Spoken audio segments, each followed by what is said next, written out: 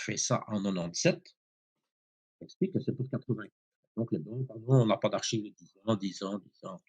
Et puis tout d'un coup, le Crédit professionnel du Hainaut m'annonce que Dutroux a ouvert un compte dans les 72 heures de la même 48 de la Champignonnière, et il y a 200 000 francs qui sont rentrés au guichet. Versés au guichet, une partie sur ce compte-là et une partie sur le compte de Michel Mmh mh. Martin. Mmh. Bon, ça ne plaît déjà pas au juge Van Espen. Le 4 juin, il me téléphone fou furieux.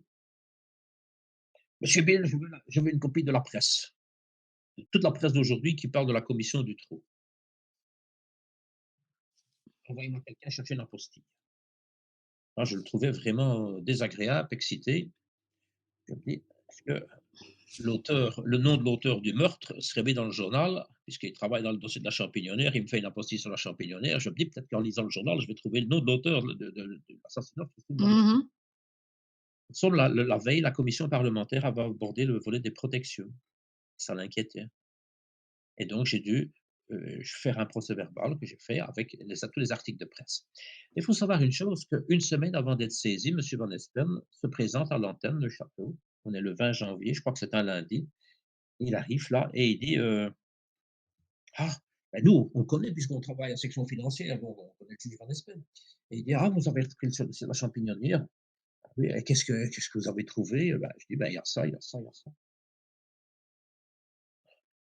Ce dossier, c'est le clou de mon cercueil, qu'il dit. J'espère que je n'ai pas été trompé par l'APJ. Et si je dois passer devant une commission parlementaire, ben, je m'expliquerai. Et on voyait que c'était la panique, la panique, la panique de la commission parlementaire. Il ne faut pas oublier que Mark Verwilligen, qui a quand même présidé cette commission parlementaire, qui est devenu ministre de la Justice, a écrit un livre en 1999. Ce livre s'appelle Parole d'homme. Et quand vous allez à la page 99 de ce livre, c'est quand même pas écrit par le dernier des cons, Mark Mmh. Verwilligen, c'est un grand monsieur. Qu'est-ce qu'il écrit?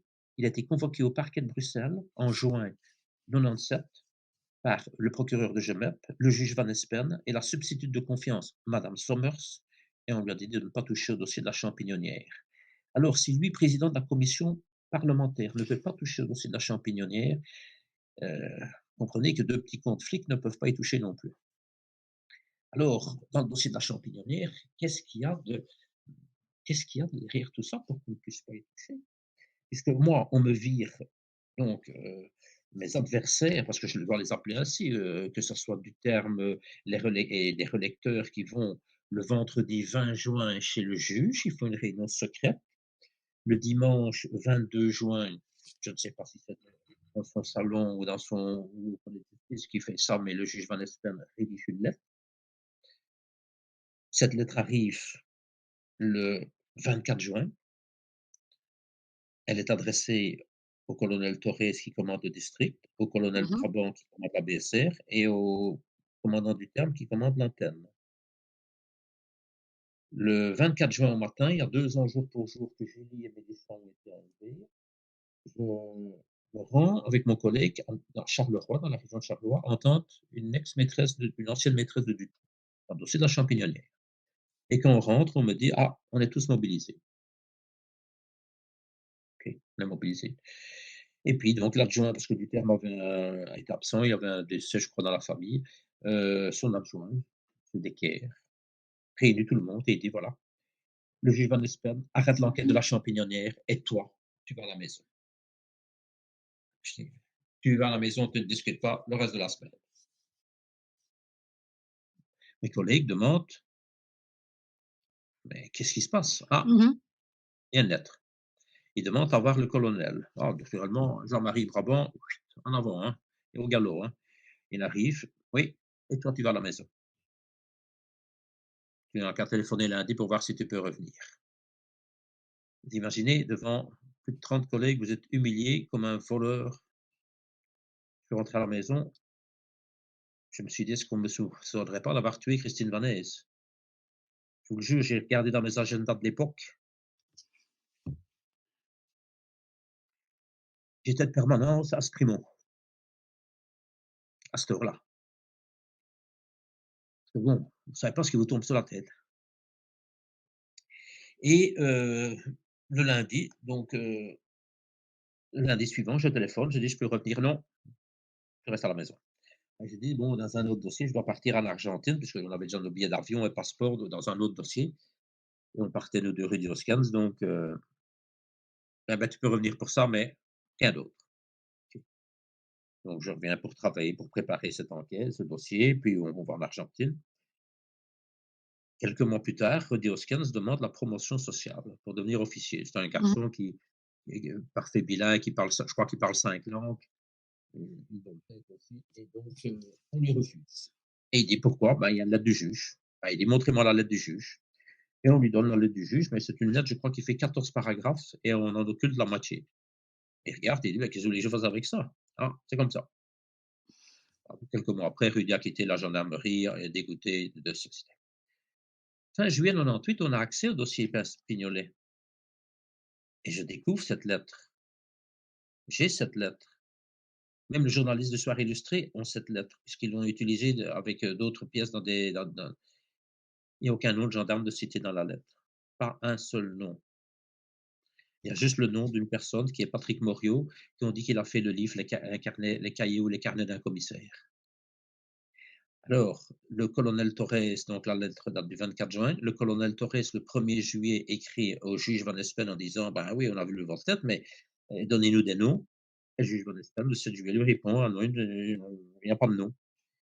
Donc, comme en 97, mais en 98, on ne sait toujours pas ce qu'on a. Ah, en 99, pardon, on ne sait toujours pas pourquoi on a été viré, puisque même le Mmh. juge nous le demandait.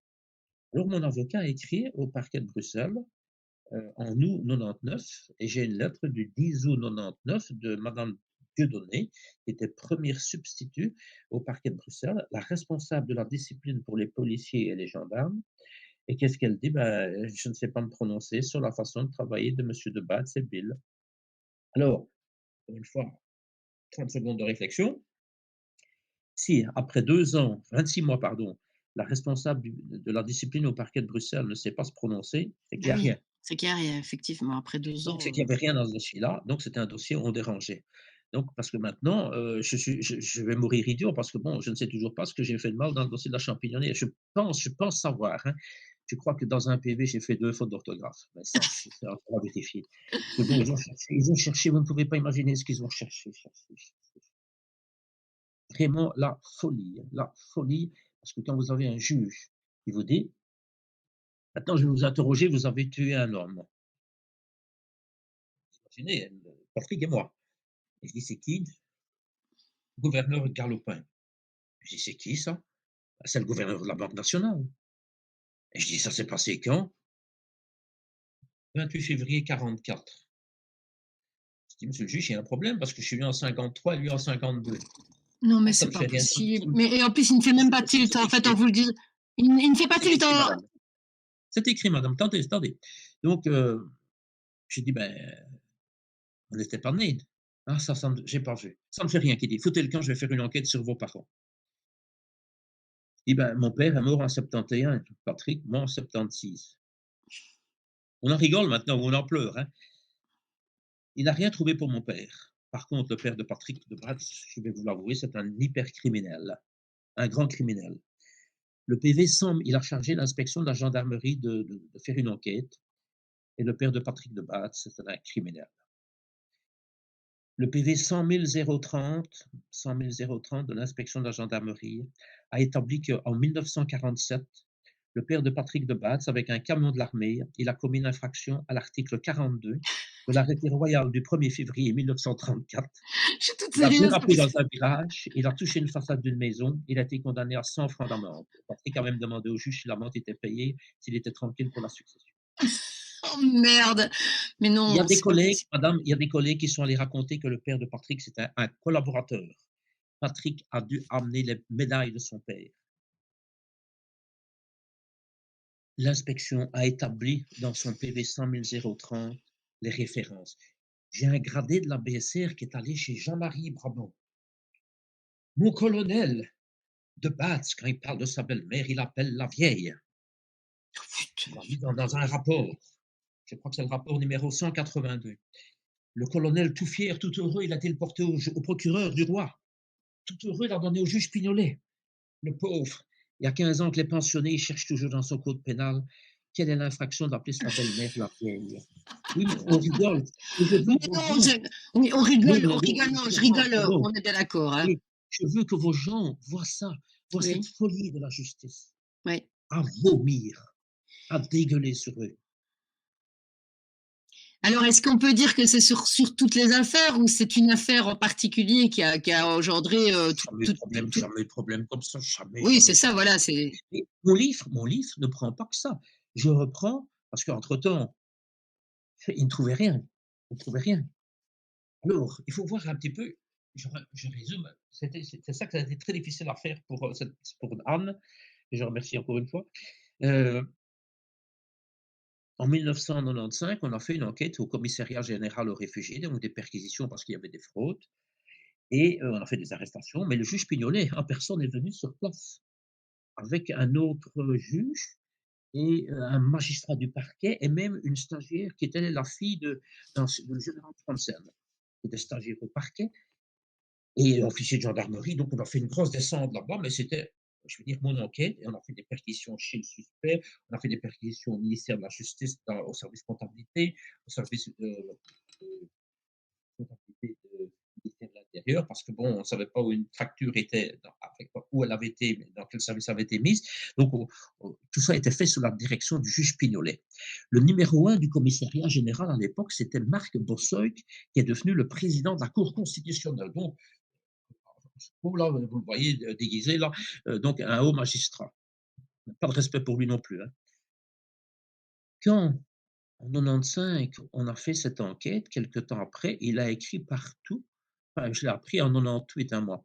Il a écrit au comité P, ministre de l'Intérieur, ministre de la Justice, commandant de la gendarmerie, juge d'instruction, enfin, il a écrit partout pour se plaindre de moi. Mais il n'y a jamais personne qui m'en a parlé, tellement que c'était de la folie. Quand vous voyez que ce monsieur dit: «Ah oui, mais quand on interroge un réfugié, ce sont des cadres, des gens, des universitaires. Moi, je n'ai été qu'entendu que par un petit maréchal de logis». ouh là là là là là Et là là. donc et Ouh là là donc, là là là. quand la presse parle de nous, quand la presse parle de nous, monsieur Bourseul, tic, entre-temps, le numéro 3 qui avait été mis en cause aussi dans le dossier est devenu numéro 1. Qu'est-ce qu'ils disent? Bill, on se souvient, hop, trouvé. On écrit au procureur général et on écrit au commandant de la gendarmerie. Bill, on a déjà eu des problèmes avec lui en 95. Le général, tout content qu'il n'a rien. Hop, directeur du personnel. Directeur du personnel sans rien demander, sans vérifier. Il prend le dossier, il court vite chez le juge Pignolet. J'ai quelque chose, j'ai quelque chose. Et Pignolet le regarde, il se dit, ben oui, je connais le dossier, c'est moi qui l'ai fait avec Bill et j'ai rien à lui dire, rien à lui reprocher. Donc, ils ont cherché, cherché. Oui, bah, voilà, donc ils ont vraiment essayé tous les moyens pour essayer de trouver Il une faut voir dans faille. le livre, j'aborde Ah, ça bloque un beaucoup petit peu. de Oui. volets parce que, vous savez, un cas ici, je vais vous le raconter, je l'explique dans le livre aussi.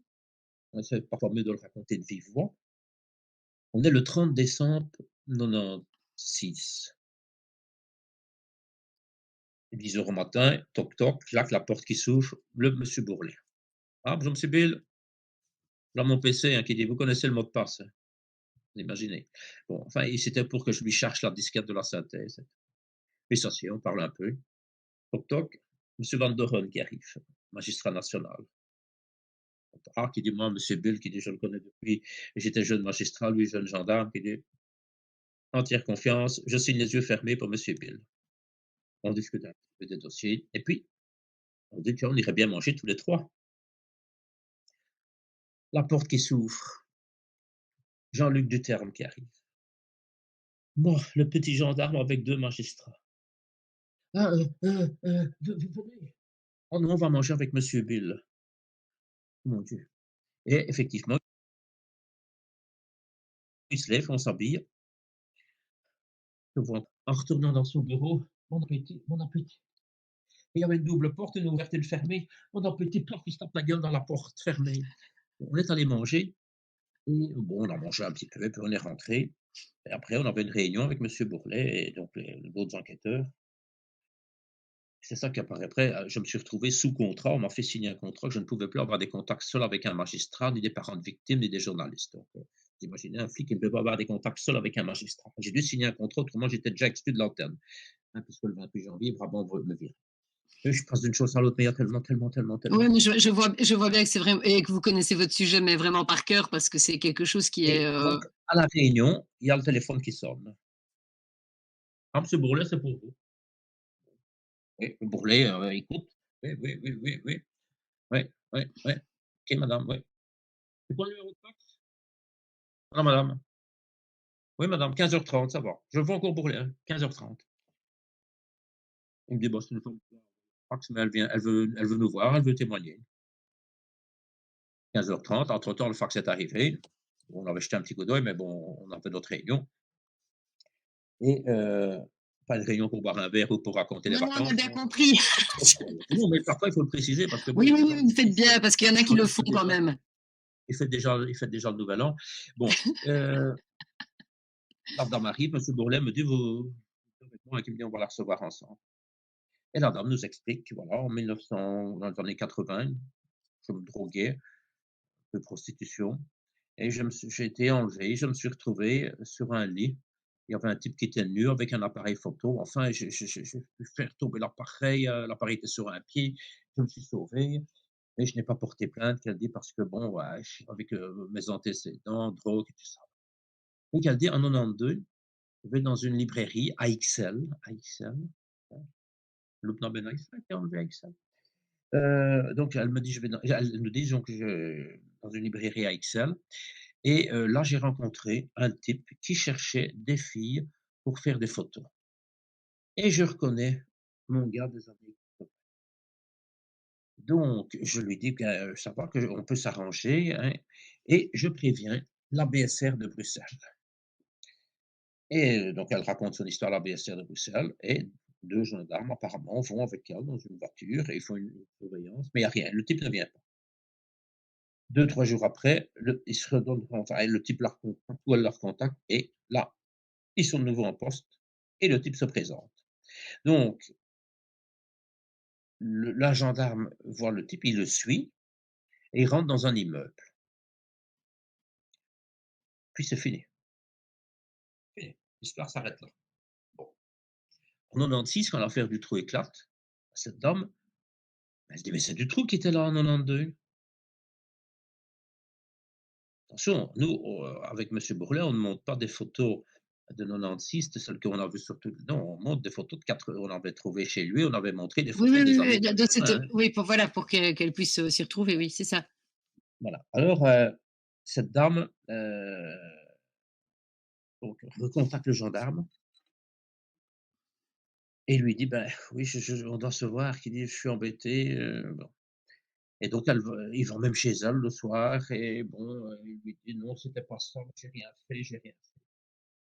Bon, Brûlé, fait des yeux. Bon, moi aussi naturellement, elle avait contacté un peu avant Vincent de Crollier, c'est lui qui était député, qui était, membre de la commission, député écolo et qui lui avait dit donc, contacter monsieur Bourlet et donc elle avait sonné dans le château, mais là, on lui avait dit: «Ben, Bourlet est à Bruxelles», donc c'est comme ça que ça a atterri chez nous. Ah, monsieur Bourlet dit: «Ben, écoutez madame, votre témoignage est intéressant, on va, monsieur Bill, prenez rendez-vous». Bah, oui, la dame dit: «Écoutez, aujourd'hui, j'ai pas le temps». Puis bon, le lendemain, c'était le nouvel an, mais elle dit: «Samedi, je peux venir». Donc, moi, sur ma feuille de service, je marque: «Rencontre d'une dame avec monsieur Bourlet et réunion de travail» et je marque que cette dame viendra le samedi pour son audition. Bourlet me dit: «Essayez quand même de savoir votre collègue ce qu'il a fait, hein». Ben, je dis: «Oui». Donc le 1er janvier, il y a rien. Le jeudi 2, je viens, au bureau. Je sonne à mon collègue: «Ah, moi, je suis en congé», il me dit. Je dis: «Écoute, je comprends, mais moi, j'ai une dame qui vient samedi. Moi, je dois savoir, éventuellement pour la contrer ou savoir un peu ce qui s'est passé. Moi, j'ai une mission de monsieur Bourlet, donc moi, je dois savoir». «Tu veux savoir?» qu'il dit: «Je vais voir». Je dis: «Ben, pour demain soir, vendredi, tiens-moi au courant, hein». Vendredi 6h, pas de nouvelles. Moi, je sonne à ce collègue, je dis: «Alors, ah oui», il dit: Je suis revenu, j'ai fait une note, j'ai donné au colonel». Et je dis: «Oui, et moi?» «Ah non, il ne veut pas et il doit d'abord la corriger». À 6h, plus de colonel, bon, moi, fou, moi, le samedi, Ça bloque. la femme arrive et elle me fait tout le récit. Elle me donne même Mmh. des preuves avec un télégramme qu'elle a envoyé pour contacter ce gars-là, enfin bon, à l'époque. Bon, je fais mon audition et moi, le lundi matin, ni une ni deux, moi, procureur du roi à Bruxelles et je mets là-dedans, il faudrait parce que moi je peux pas rater les faits qui se sont passés à Bruxelles, donc je mets dans mon PV, il faudrait envoyer une copie au juge Langlois et une copie au juge Gérard, qui s'occupe de Lubna Ben Aïssa, qui n'est pas encore retrouvée, puisqu'on la retrouve en début mars et on est en début janvier. Donc, Ça c oui, allez, je oui, fonctionne un oui. peu comme un film doit fonctionner. Hein. Donc, je pense à ça et je prends mes PV et je fais une copie pour le patron de la BSR avec une petite note en disant bon, le mardi, téléphone à mon bureau. Et nous, on était à une antenne 200 mètres plus loin, la voix sèche du colonel dans mon bureau. Je vais trouver Patrick, je me dis: «Ça y est, il m'emmerde parce que j'ai repris la synthèse peut-être, parce que madame Sommer avait dit continuer la synthèse». Moi, je pense pas du tout à ce bazar-là, hein. Patrick dit: «Je viens avec toi», heureusement. On arrive là, on s'assied, je me vois encore, Patrick, colonel. Alors qu'il me dit: «Je suis qui?» On se regarde. «Je suis qui?» Je dis: «C'est plus son nom, il a pas sa carte d'identité, moi je il déraille quoi, hein». Ben, je dis: «Le colonel Brabant». «Ah, et je fais quoi moi ici?» Moi, on se regarde. «Bah, vous êtes le patron de la BSR». Ah, content de le savoir. De quel droit est-ce que tu supprimes les congés de tes collègues? Les congés de mes collègues, je dis: «Mais» et alors? Donc il m'explique, que j'ai rappelé un collègue et ci et ça. Ben, je dis: «Ben oui». Mais le vendredi, Rudy Oskans, qui est mon chef d'équipe, avait fait la nuit et il me dit: «Écoute, tu veux faire la demande de travail pour le week-end?» Donc un tel travaille dans un tel dossier. Bon, moi, c'était champignonnaire. Bon, Michel Tripp aussi champignonnaire, Steve les autres box, j'ai peut-être un autre dossier. Bon. Et moi, je marque champignonnaire et je pense même plus à cette femme qui doit venir le lendemain. Donc, mais je précise bien que le 30 décembre,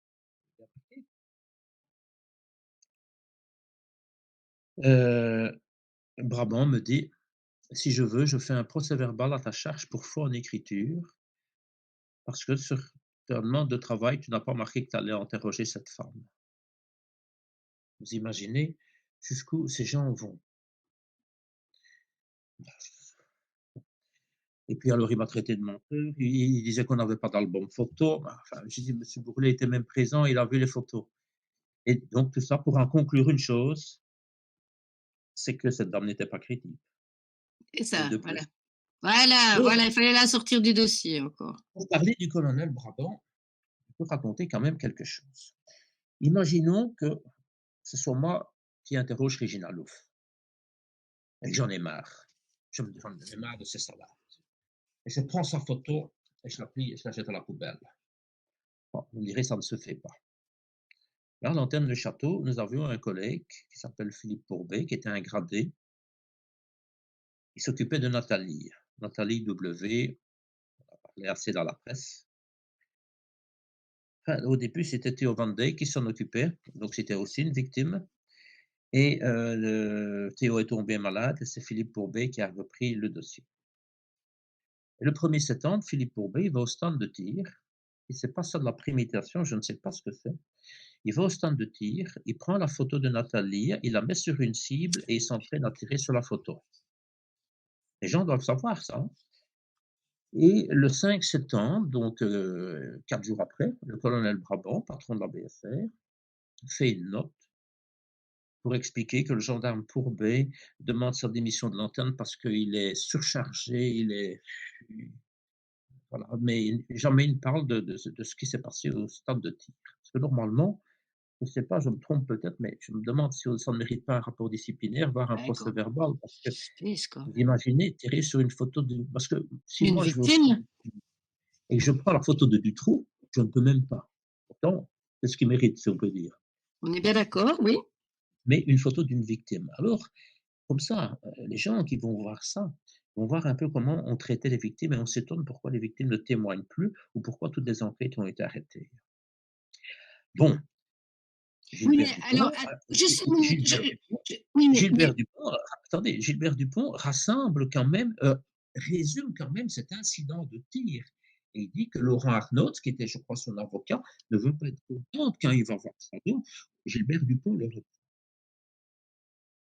En mars 2001, 4 ans après, monsieur Brabant demande au major Guissard, donc celui qui l'officier qui était, responsable de la cellule à Neufchâteau: «Tiens, qu'est-ce qui s'est passé déjà avec Courbet?» Et là, il lui répond: «Ben, il est allé au tir, il a tiré sur une photo, vous m'avez prévenu, on a eu une réunion, le juge est venu, on a fait une réunion et vous deviez faire un rapport et vous avez fait le rapport interne».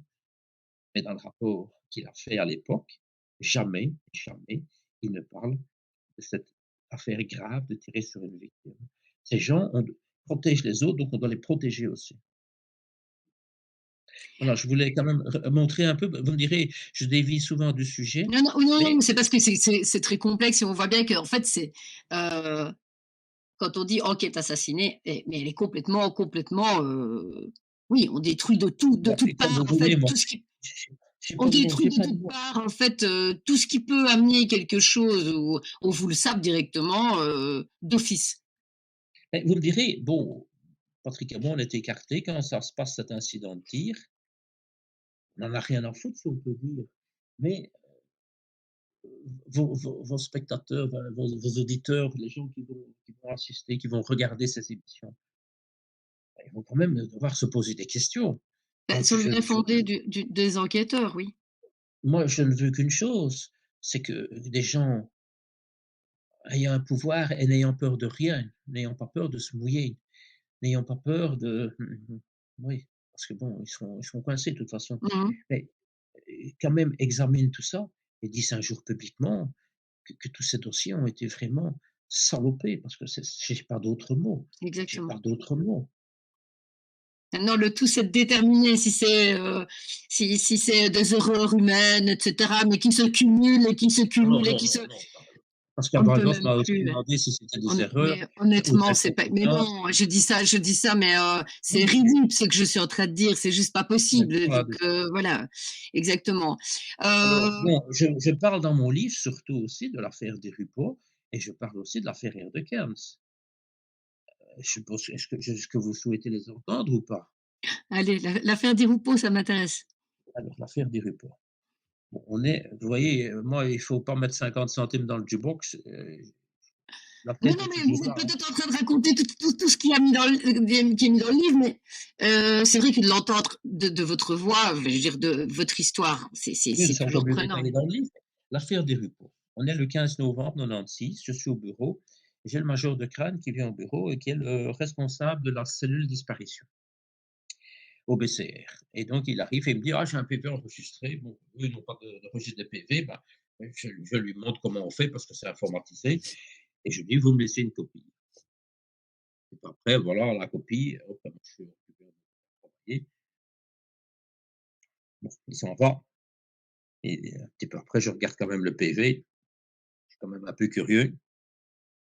On est le 15 novembre, enfin, le PV date déjà du 15 septembre. Bon, l'erreur est humaine.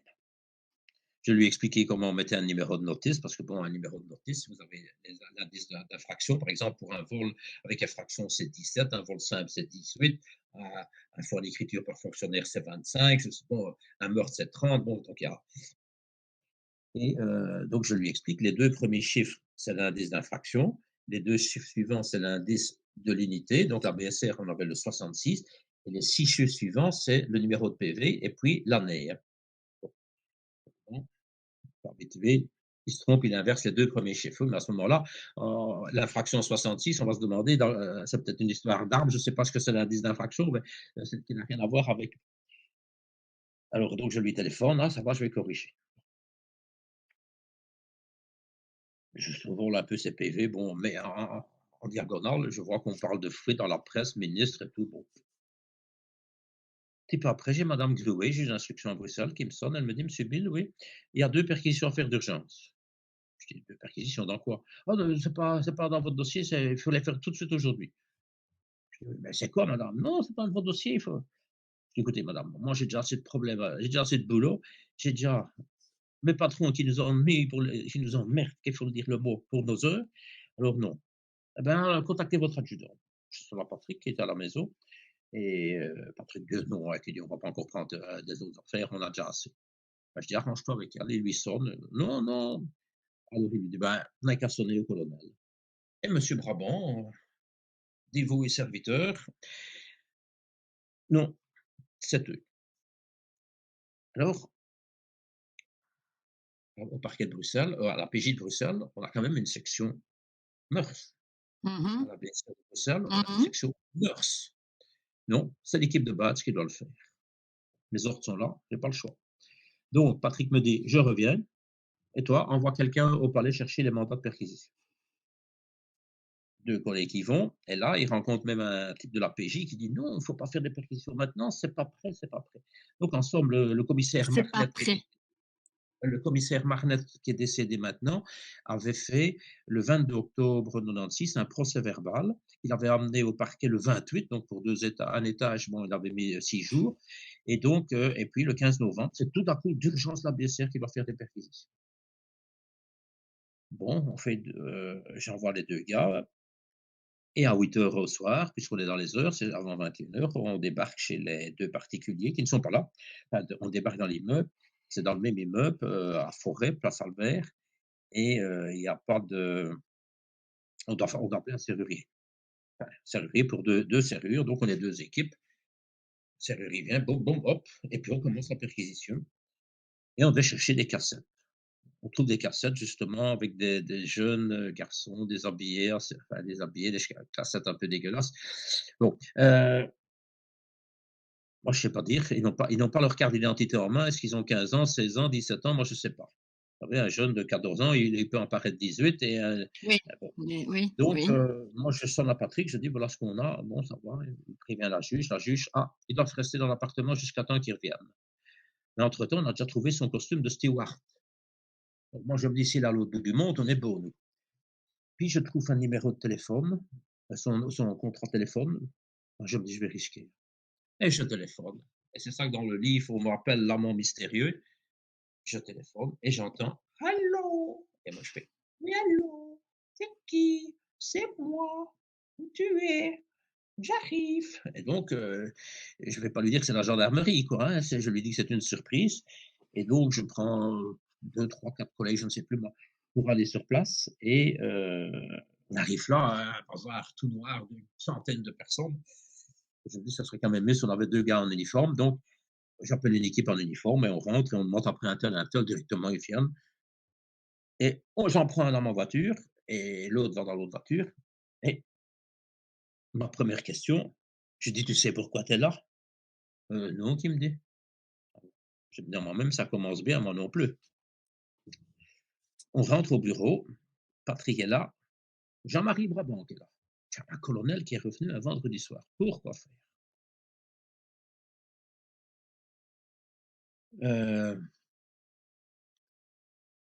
Patrick me dit, enfin, bon, il y avait dans les 2 il y avait un flamand, donc il dit à mes 2 collègues: «Bon, vous entendez celui-là et toi qui me dis tu entends celui-là» et le quatrième donc c'était Christian Pirard, là, on lui dit: «Bah, tu fais ton PV de perquisition». Il a son bureau, il a la porte ouverte, bon, il est dans son bureau, moi je suis avec mon gars, et je commence l'audition, il est 11h25 et je lui dis, enfin, qu'est-ce que je dois lui poser? Qu'est-ce que je dois lui demander? Lui, il sait pas pourquoi il est là, moi non plus. Bon, tu as fait des études, tu fait comme métier, un peu les loisirs, mais je sais pas, moi je sais pas dans quel jeu je joue. Mmh mh. Je vois le PV du major de crâne devant moi. Ah oui. Le type est là devant moi, je sais pas. Je me dis, je vais aller voir. Et je vais à l'étage et mes 2 collègues, l'interrogent et il y a De Pau qui me dit, je dis alors, rien, qui dit: «Eh, il nous dit qu'il a vu graffer à des Desrupeaux». Ah et quoi? Ah, rien, qui dit: «Il y a pas d'accusation, mais il a parlé qu'ils avaient vu graffer à des Desrupeaux». Je redescends. Je sais plus si c'est avant ou après. que je lui demande, ou alors je sonne à deux crânes, je demande à deux crânes, je dis: «Moi, vous m'avez laissé un PV, mais j'ai pas les annexes, moi je voudrais les annexes». «Ouais, ouais, j'habite pas, j'ai pas de fax». Je dis: «Vous vous débrouillez», je dis: «Moi je suis dans une audition ici à la demande d'un juge, moi je dois savoir dans quoi je joue parce que votre PV parle de ministre, ici on me cite de ministre». «Ouais, ça va, je vais voir». Bon, hop, le fax qui arrive, ça 5 pages. Là-dedans, il y a 13 fois le nom d'un, 13 et 14 fois le nom de l'autre, si j'ai bien compté. Donc graphé, des repos graphés. Je sais pas lequel a plus de voix, hein. Et je demande à mon gars: «Tiens, est-ce que tu as déjà rencontré des personnalités?» Je ne dis pas politique, hein, ça peut être Mmh. sportif. «Ah oui, graphé des repos». Merde alors, qu'est-ce que c'est que ça pour un cinéma? Et je dis: «Et quand?» Oh, mais le type que j'ai devant moi, je me demande s'il n'a pas 25 ans, et il me dit: «Oh, il y a 3 4 ans». Il dit: «Oh, je les avais vus, on les avait croisés, galerie, une telle, telle». Il y a pas d'accusation là-dedans, rien du tout, hein. Mmh. Le colonel est là, mais puis il remonte dans son bureau. Bon, tout ça, c'est avec du recul qu'après on se dit: «Mais qu'est-ce qu'il a été raconté? Qu'est-ce qu'il a fait cette nuit-là pour être revenu?» Bon, vers 4h30, 4h15, je finis l'audition de mon gars. J'ai rien, j'ai pas d'aveu, rien du tout moi, hein. Les autres non plus, hein. Téléphone qui sonne chez Patrick, centre de communication. «Ah, tu dois téléphoner à l'état-major pour un communiqué de presse sur l'affaire des Rupeau». Mais Patrick, il dit: «Quelle affaire des Rupeau?» «J'ai pas travaillé dans l'affaire des Rupeau», dit Patrick. «Ah, tu dois téléphoner». Et la presse, à 6 heures au matin, annonce que la BSR a fait des perquisitions dans l'affaire des Rupeau, et l'affaire des Rupeau démarre. Bon, on est le 16 novembre au matin. Le 18, mais je le sais par le dossier puisque j'ai acheté les pièces, le procureur général écrit au président de la Chambre que suite aux auditions, il transmet le dossier des Rupeau. Je ne sais pas ce qu'il a dans ses auditions, mais pas grand-chose.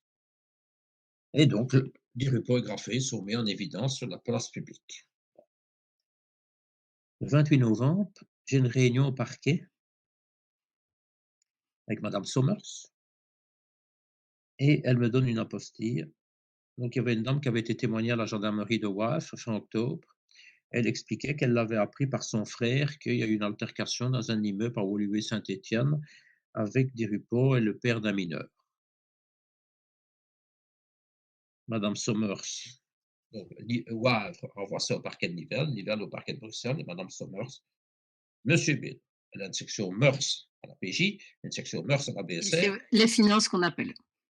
Et Woluwe-Saint-Étienne n'est pas dans le district de Bruxelles, c'est pour Non. Zaventem.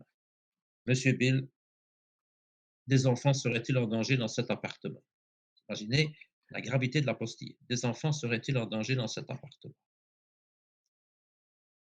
Je rentre au bureau avec cette apostille et j'apprends qu'on déménage. Le lendemain, hop, on a eu des locaux, une antenne, et on déménage. OK, on emballe. Et le vendredi, les camions sont là parce que bon, on déménage, on est certains comme moi ont acheté leur propre ordinateur, leur propre imprimante parce qu'on n'avait pas ça. Il y en a même qui ont acheté leur fauteuil de bureau, qui ont acheté, enfin, leur siège de bureau. J'ai même acheté une fois mon téléphone fixe que je n'avais même pas. J'étais sur le vieux marché, j'étais acheté un téléphone que je n'avais payé qu'à la prise, on avait c'était pas officier, moi.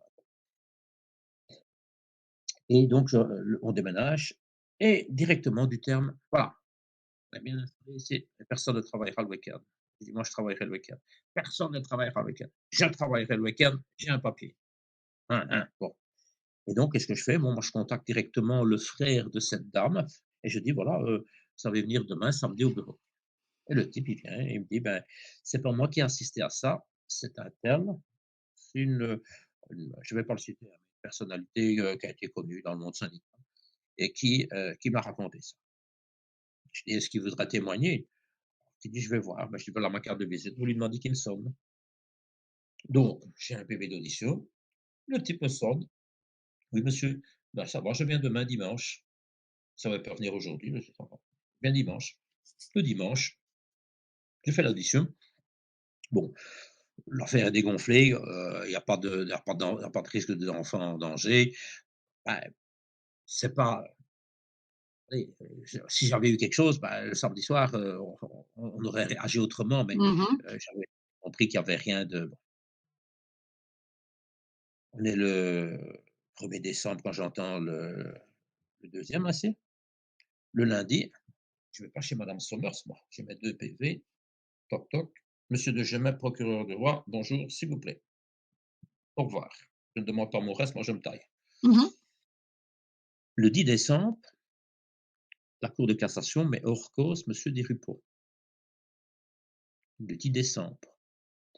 Le 12 décembre, Stéphane de Clercq, ministre de la Justice, charge le comité P de faire une enquête pour voir comment les services de police et de gendarmerie ont travaillé dans l'affaire Desrupeau. Le 11 février, non, le 19 décembre, le commandant du terme, mais je n'aurai cette note que 2 ans après, il fait un rapport disciplinaire à ma charge, qu'on me dira 2 ans après, que Bill a entendu seul un témoin dans l'affaire Desrupeau. Donc, on n'a pas travaillé dans l'affaire Desrupeau. C'est vrai que je l'ai entendu seul, c'est pas un témoin, c'est la personne que j'ai perquisitionnée, que j'ai arrêtée, Mmh mh. enfin que j'ai interceptée. Donc, voilà. Enfin, c'est pour vous dire un petit peu la notion de ces gens, l'intelligence, parce que bon, ce sont des officiers, mais ils sont souvent au-dessus de beaucoup de choses. Le 11 février, je suis convoqué au comité P, 11 pages d'audition, 4 heures d'audition. En tout cas, vous, monsieur Bill, il n'y a rien à vous reprocher. Vous avez été prudent, vous avez fait des PV pour tout. Merci, je le savais.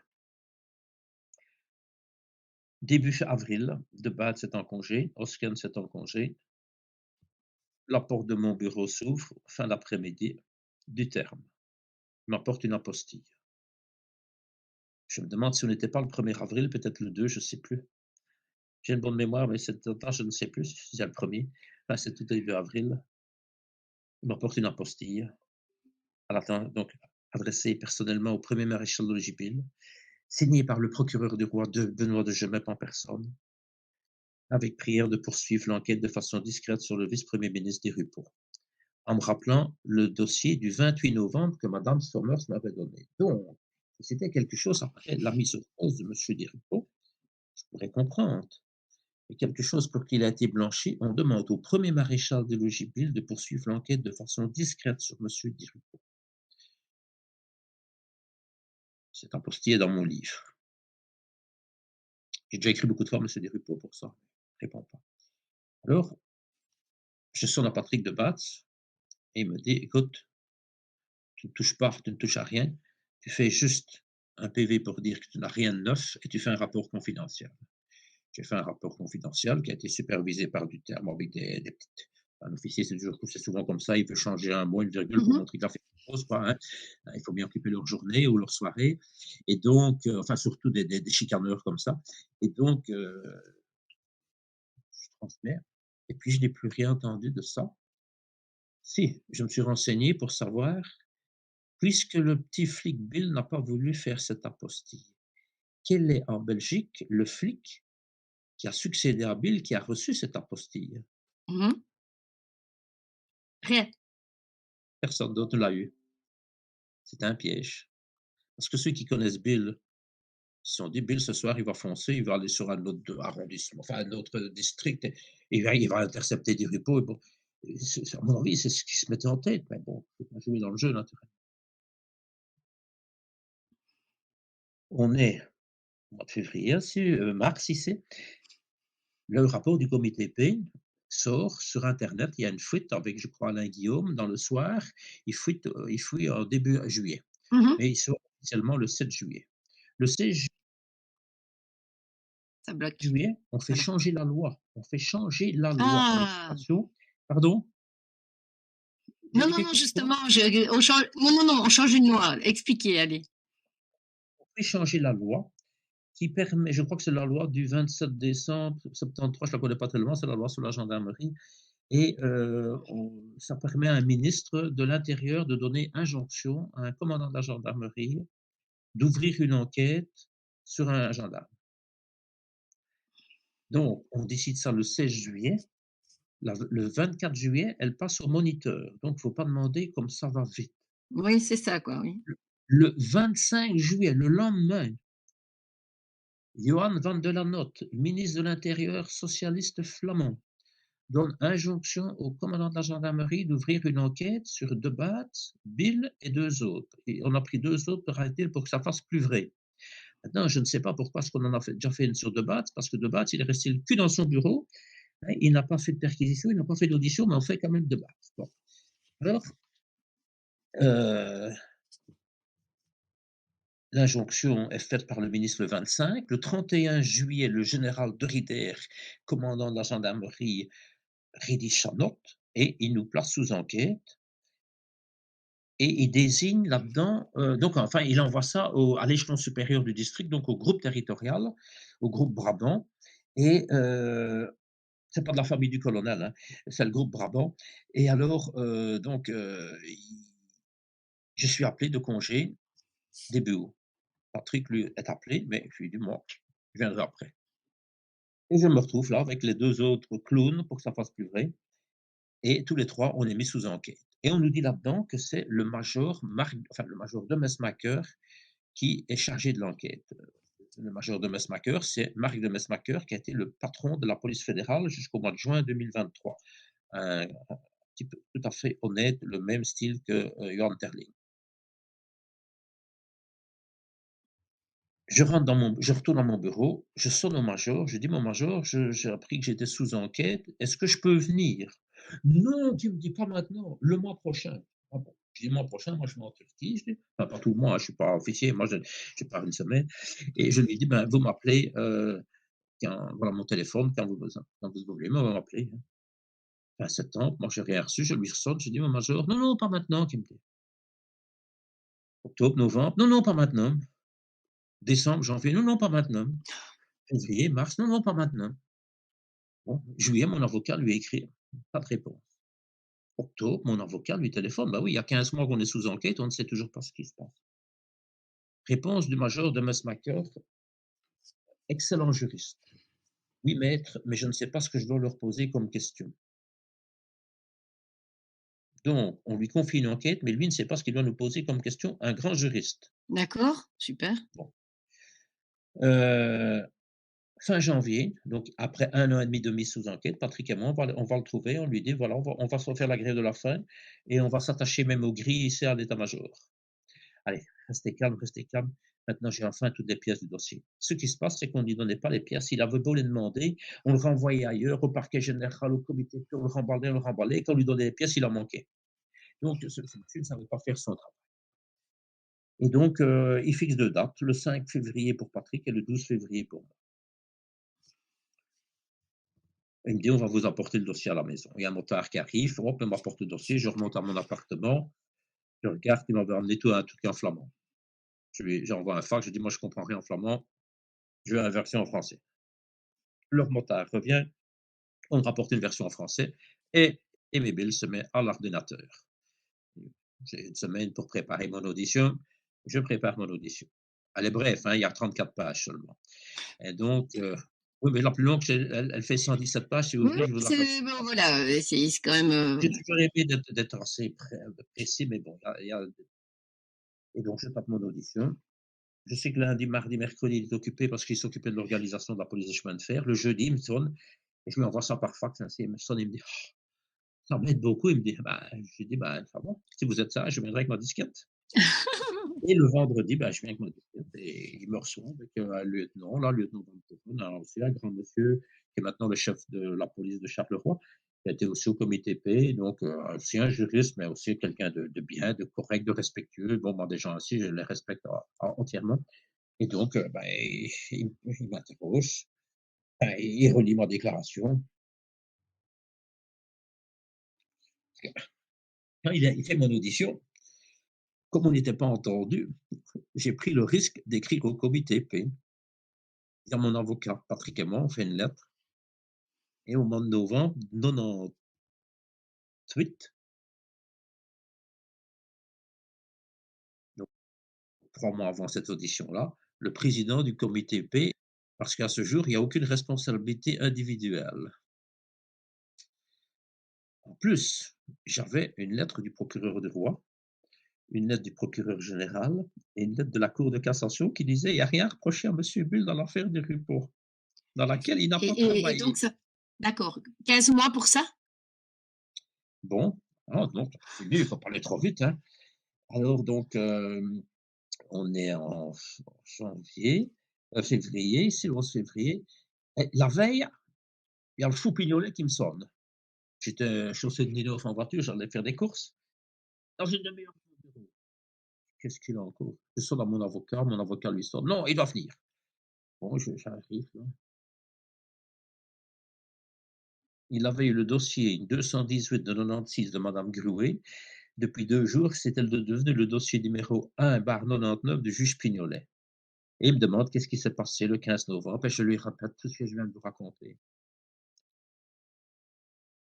Au mois de juillet, dans le colonel Duchâtelet, directeur général du personnel, qui me sonne, il me dit: «Bon, ben, voilà, on va transmettre au général le rapport, du major de Messmacher. Apparemment, ben, il y a rien». Merci, je le savais. Bon, le général reçoit ça début septembre, oui, il reçoit directement au mois de juillet.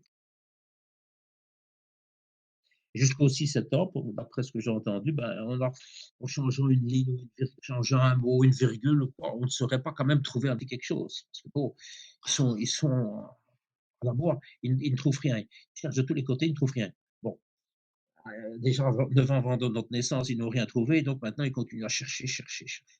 Ils sont malheureux à ces gens. Alors, finalement, le général l'envoie à Antoine Duquesne, puisqu'entre-temps on change de ministre, et c'est Antoine Duquesne, qui le 26 octobre fait une note pour dire: «Il y a rien». Fort de ça, moi j'écris au comité P, je dis: «Voilà, je me suis retrouvé sous enquête parce que votre rapport, il est faux, il est faux». Le rapport, je crois qu'il fait 75 pages. Alors si vous prenez la page 71, il y a 2 phrases. Donc il y a d'abord les conclusions pour la gendarmerie de Versailles, celle pour la police judiciaire de Bruxelles et l'autre pour la, donc pour la BSR de Bruxelles, pour la gendarmerie de Versailles et pour la police judiciaire de Bruxelles. Qu'est-ce qu'on reproche à la BSR de Bruxelles? On a abusé,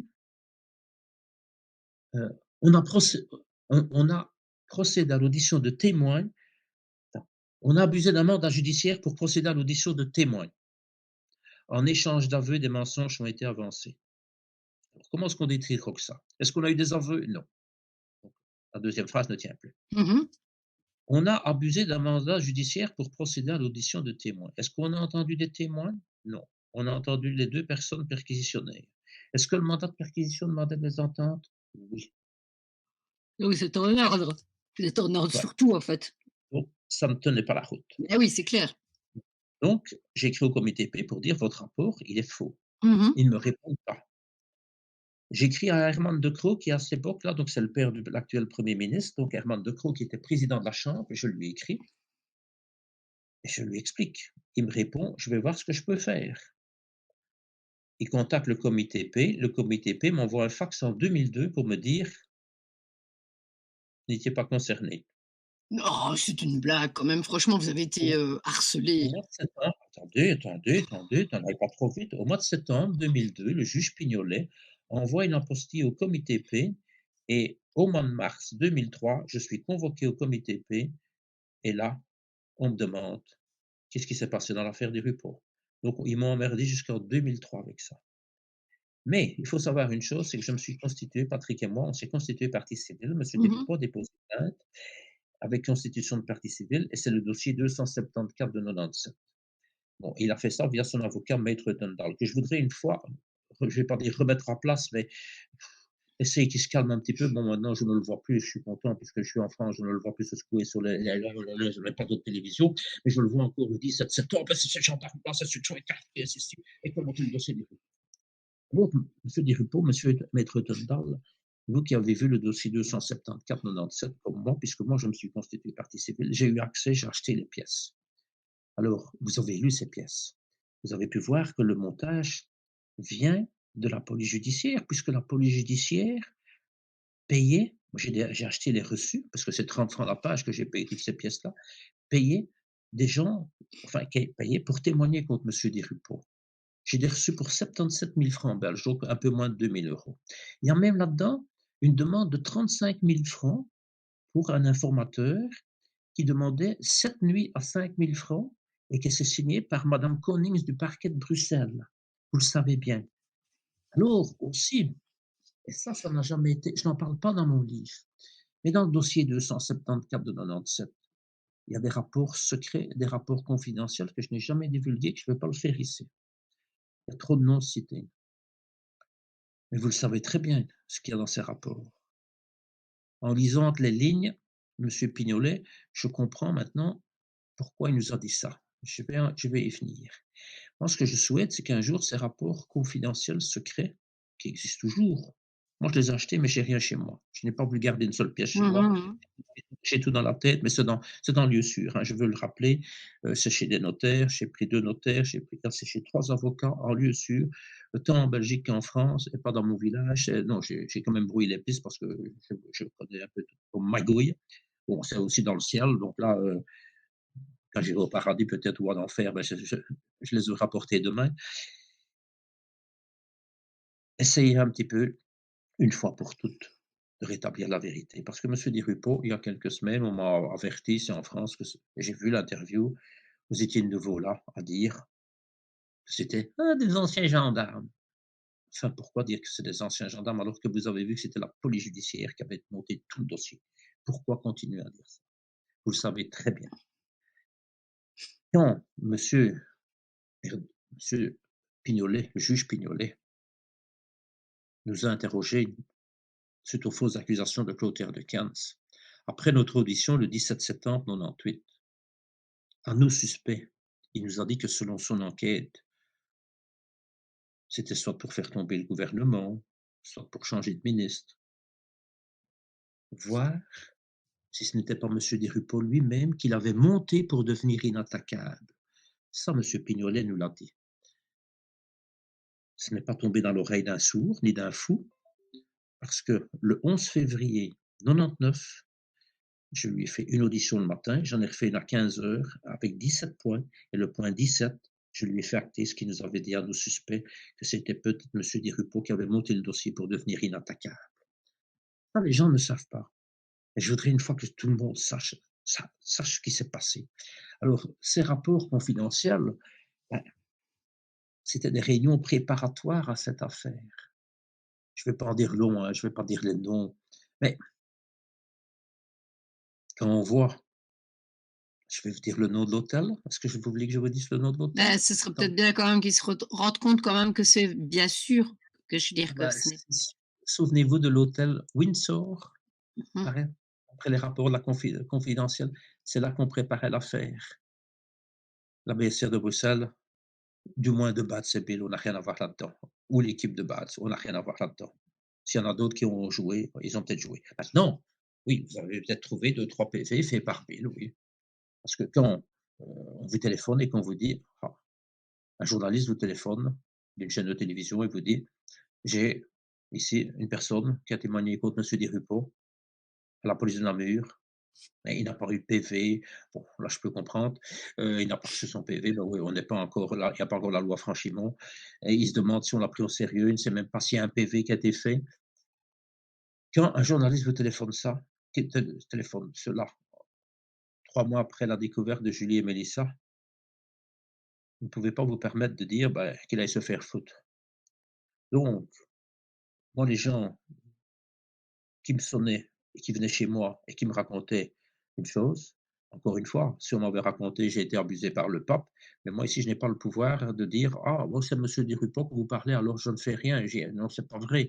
Non, moi je faisais mon procès-verbal. Donc vous retrouvez mon nom parce que vos journalistes du Soir illustré, monsieur de Liège et Bréwès,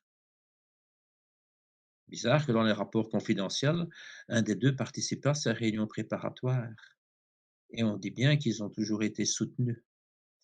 On d'ailleurs, on verra si on va en parler de leur procès et de l'attitude de monsieur le juge Luc Hénart, comment il a protégé ces journalistes, scandaleusement. Alors, ça fait mal, peut-être pour vous, monsieur Desrupeau. Pour moi aussi, ça fait mal. Parce qu'être présenté parce que je vais arriver sur l'affaire Air de Cannes, qui est arrivée suite à l'affaire Desrupeau. J'avais fait la connaissance de Pascal Vrébos, suite à un témoignage à la demande de monsieur Mmh Bourlet. mh. je vais pas entrer dans les détails encore une fois ici, mais quand monsieur Vrébos m'avait vu travailler, c'était une audition, Jean-Denis Lejeune était présent, un bâtonnier était présent dans les locaux d'RTL le 17 novembre 1996. Quand l'affaire du Rupo a éclaté, quand on a parlé de nous dans la presse, le Soir illustré, 23 juillet 97, le grand titre: Qui a voulu tuer Di Rupo? Et j'ai 4 fois Aimé Bill sur la page. 4 fois mon nom et mon prénom sur la même page, 23 juillet 97. Quand Pascal Vrébos a vu ça, il m'a sonné, il m'a dit: «Mais qu'est-ce qui se passe?» C'est une cabale qui est montée contre nous. Pascal est un des rares journalistes avec Michel Bouffiou, avec Douglas, Marie-Jeanne, Annemie, Eric Ricberg, qui nous ont fait confiance, qui ont bien vu qu'on était sincères, qu'on Mmh. n'était pas des magouilleurs. Et donc, Pascal me dit: «Est-ce que je lui dis: «Écoute, ce qui me ferait plaisir, c'est de pouvoir rencontrer monsieur Di Rupo pour lui expliquer de vive voix et lui montrer». Et un procureur me demande d'enquêter. Il m'a dit: «Je vais voir ce que je peux faire». Le 28 septembre, c'est un dimanche 97, Pascal Vrébos me téléphone. Il me dit: «Est-ce que tu sais venir cet après-midi, enfin à 17 heures, à mon bureau avec de Batz?» Un peu mal au dos. Il me dit: «Est-ce que tu peux venir avec de Batz?» Je dis: «Oui». Et je dis: «Du Rupo sera là?» Il me dit: «Je ne sais pas. Tu verras bien. Je ne le sais pas moi-même». Et donc on est là et deux messieurs arrivent, un en voiture et un en moto. À moto, le regretter parce que pour moi, je suis triste depuis le 20 juillet 2013 de son décès, c'est Patrick Moriot, qui a été bourgmestre de Chapelle-les-Raymond, qui avait fait le livre Les carnets d'un commissaire. Et le deuxième, celui qui est surnommé le bouffon d'Antenne, dans l'éditorial de Erreur, Claude, redites-le parce que non, voilà. qui est bourgmestre depuis presque 50 ans. À Rodin, oui. Voilà, donc on rencontre ces deux-là, mais si moi je lui dis je suis Aimé Bill et lui Patrick Debatz, on va dire et alors? Donc on se présente, on dit voilà, on est les 2 gendarmes qui sont écartés de l'enquête, qui sont traînés actuellement dans la rue, hein, parce qu'au nom de la loi, Soir illustré, Gilbert Dupont, avant ils étaient en route. Et c'est nous donc on se présente en disant ça et on dit: «Bon, ben, on travaille dans les témoins X, mais on vient pas pour ça. On vient parce qu'on doit passer à la commission parlementaire. On a eu des échos comme quoi on allait être fusillés par les socialistes». Ils se regardent tous les 2, oui, qu'est-ce que ben, écoutez, on nous accuse par exemple d'avoir fait les fouilles à Brassac, on n'a jamais été fait. On nous accuse d'avoir fait les fouilles de Jumet, donc les perquisitions à Brassac, les fouilles à Jumet, heu, on nous accuse d'avoir fait un dossier sur le commissaire Dupont, c'est pas nous. On nous accuse du commissaire Dupont, c'est pas nous. Alors, l'affaire des Dupont, c'est une cabale.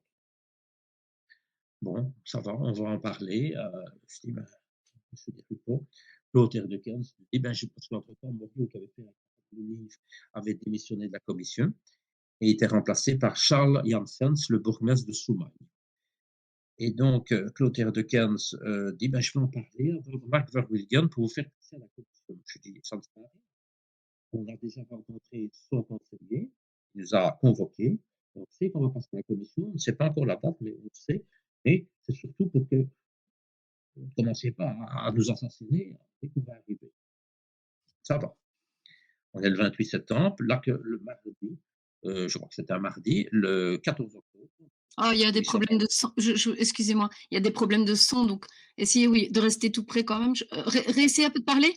Qu'on donc, entende bien parce que c'est important. donc Voilà, c'était le voilà. 28 septembre. Oui, Alors le 14 octobre, on passe à la commission parlementaire et on a à peine commencé à parler que directement un des 3 socialistes présents, donc il y avait Clotaire Dickens, il y avait Charles Janssens et il y avait Serge Moureau.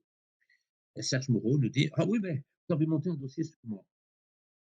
Alors là, on se dit: «Ça y est, c'est parti». Et on lui explique. On n'a pas fait de dossier sur vous. Et puis, donc on explique à Brassac et je lui mets au fond et là, la tension retombe et puis ça se passe normalement.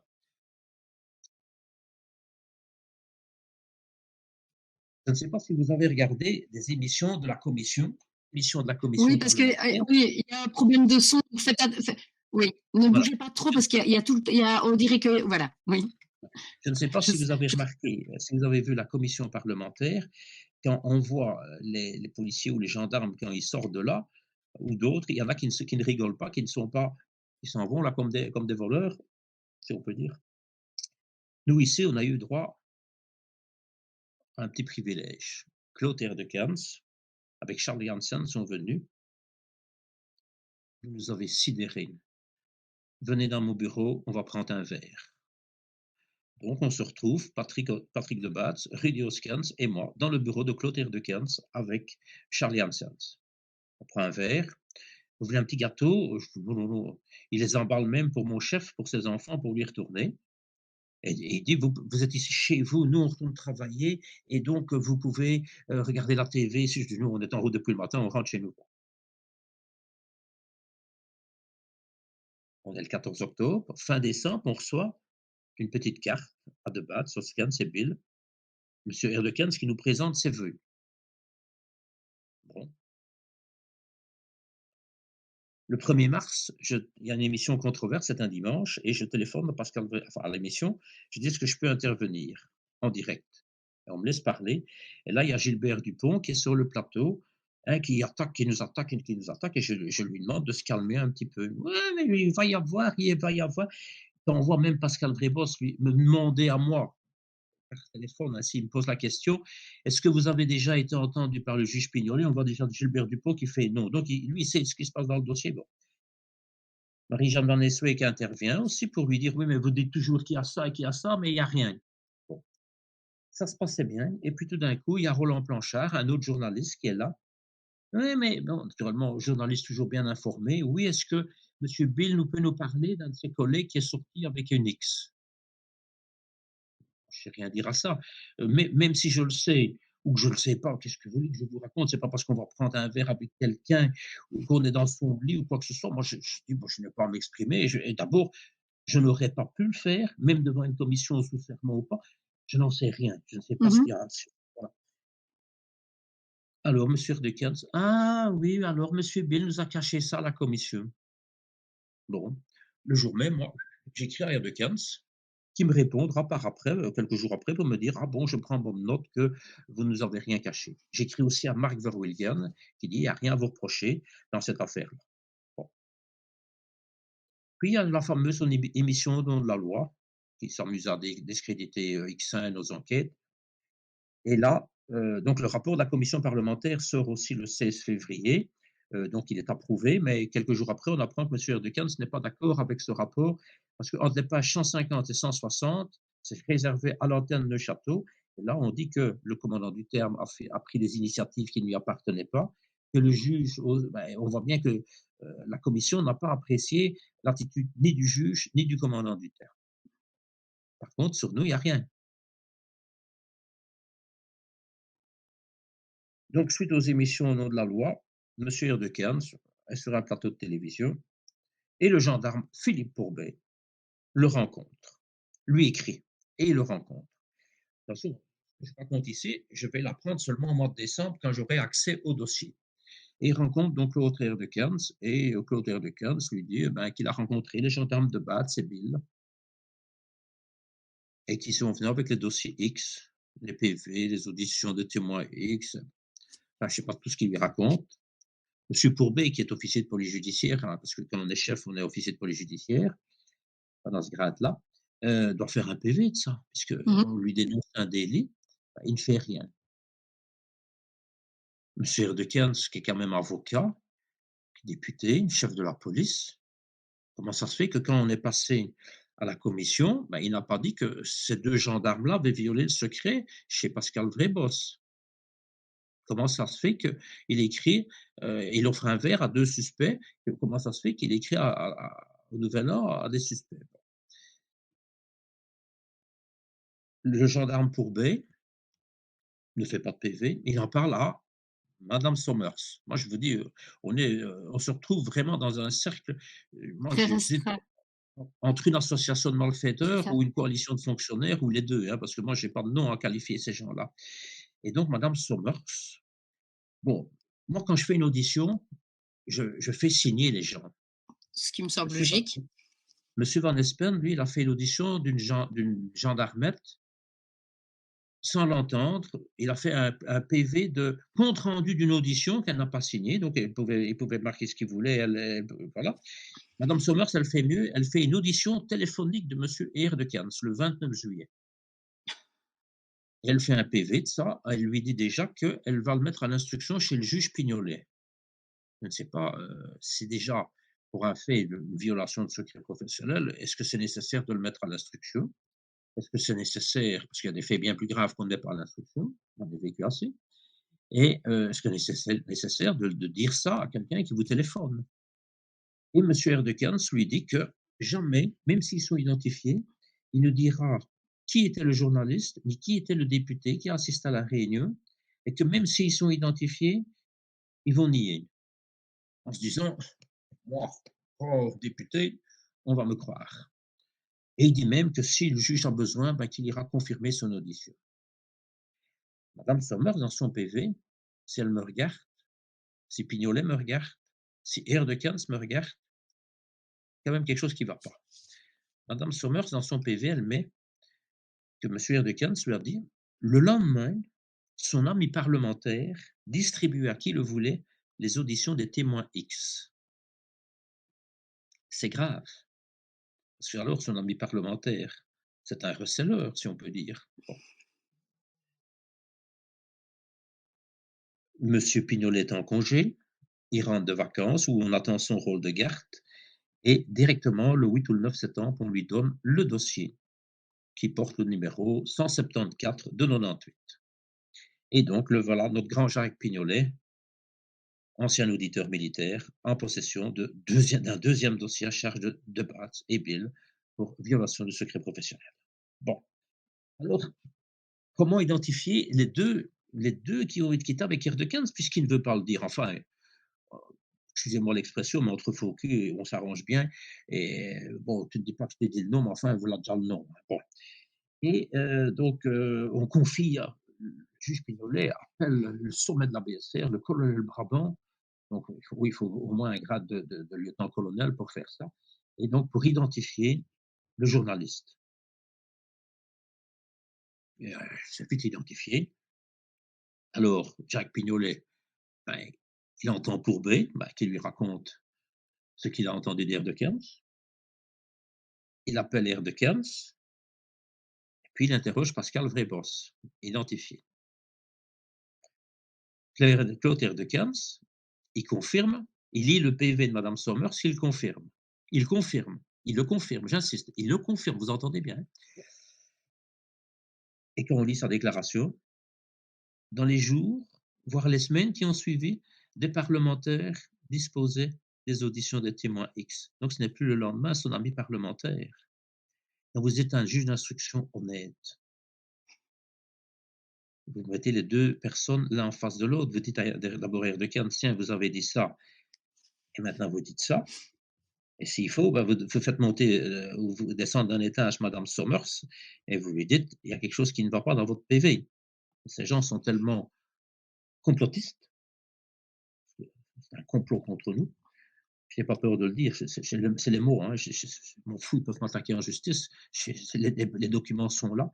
J'en ai souffert assez parce que dans ma vie, à part une infraction de roulage ici que j'ai eu parce que j'ai roulé 5 km à l'heure, en plus, j'avais jamais eu de PV dans ma vie et me retrouver inculpé à cause de mensonges et d'un montage de dossier. Mmh. Alors, monsieur de Kels ne fait rien. Pascal Vrébos est interrogé. Pascal Vrébos tombe des nues. Pascal Vrébos ben, dit oui, j'ai les restes chez moi avec Patrick Moriot. Donc là, voilà, on sait qui est le deuxième parlementaire maintenant. Balance de Pascal Vrébos. Ben non, il a raison. Mais nous, encore une fois, je vous le dis, on ne sait rien de tout ça. Hein. Je le découvre fin décembre. Bon. Le 17 septembre, tantôt, je vous ai raconté que par la presse du 17 septembre, j'avais appris ma mutation, que j'allais être muté.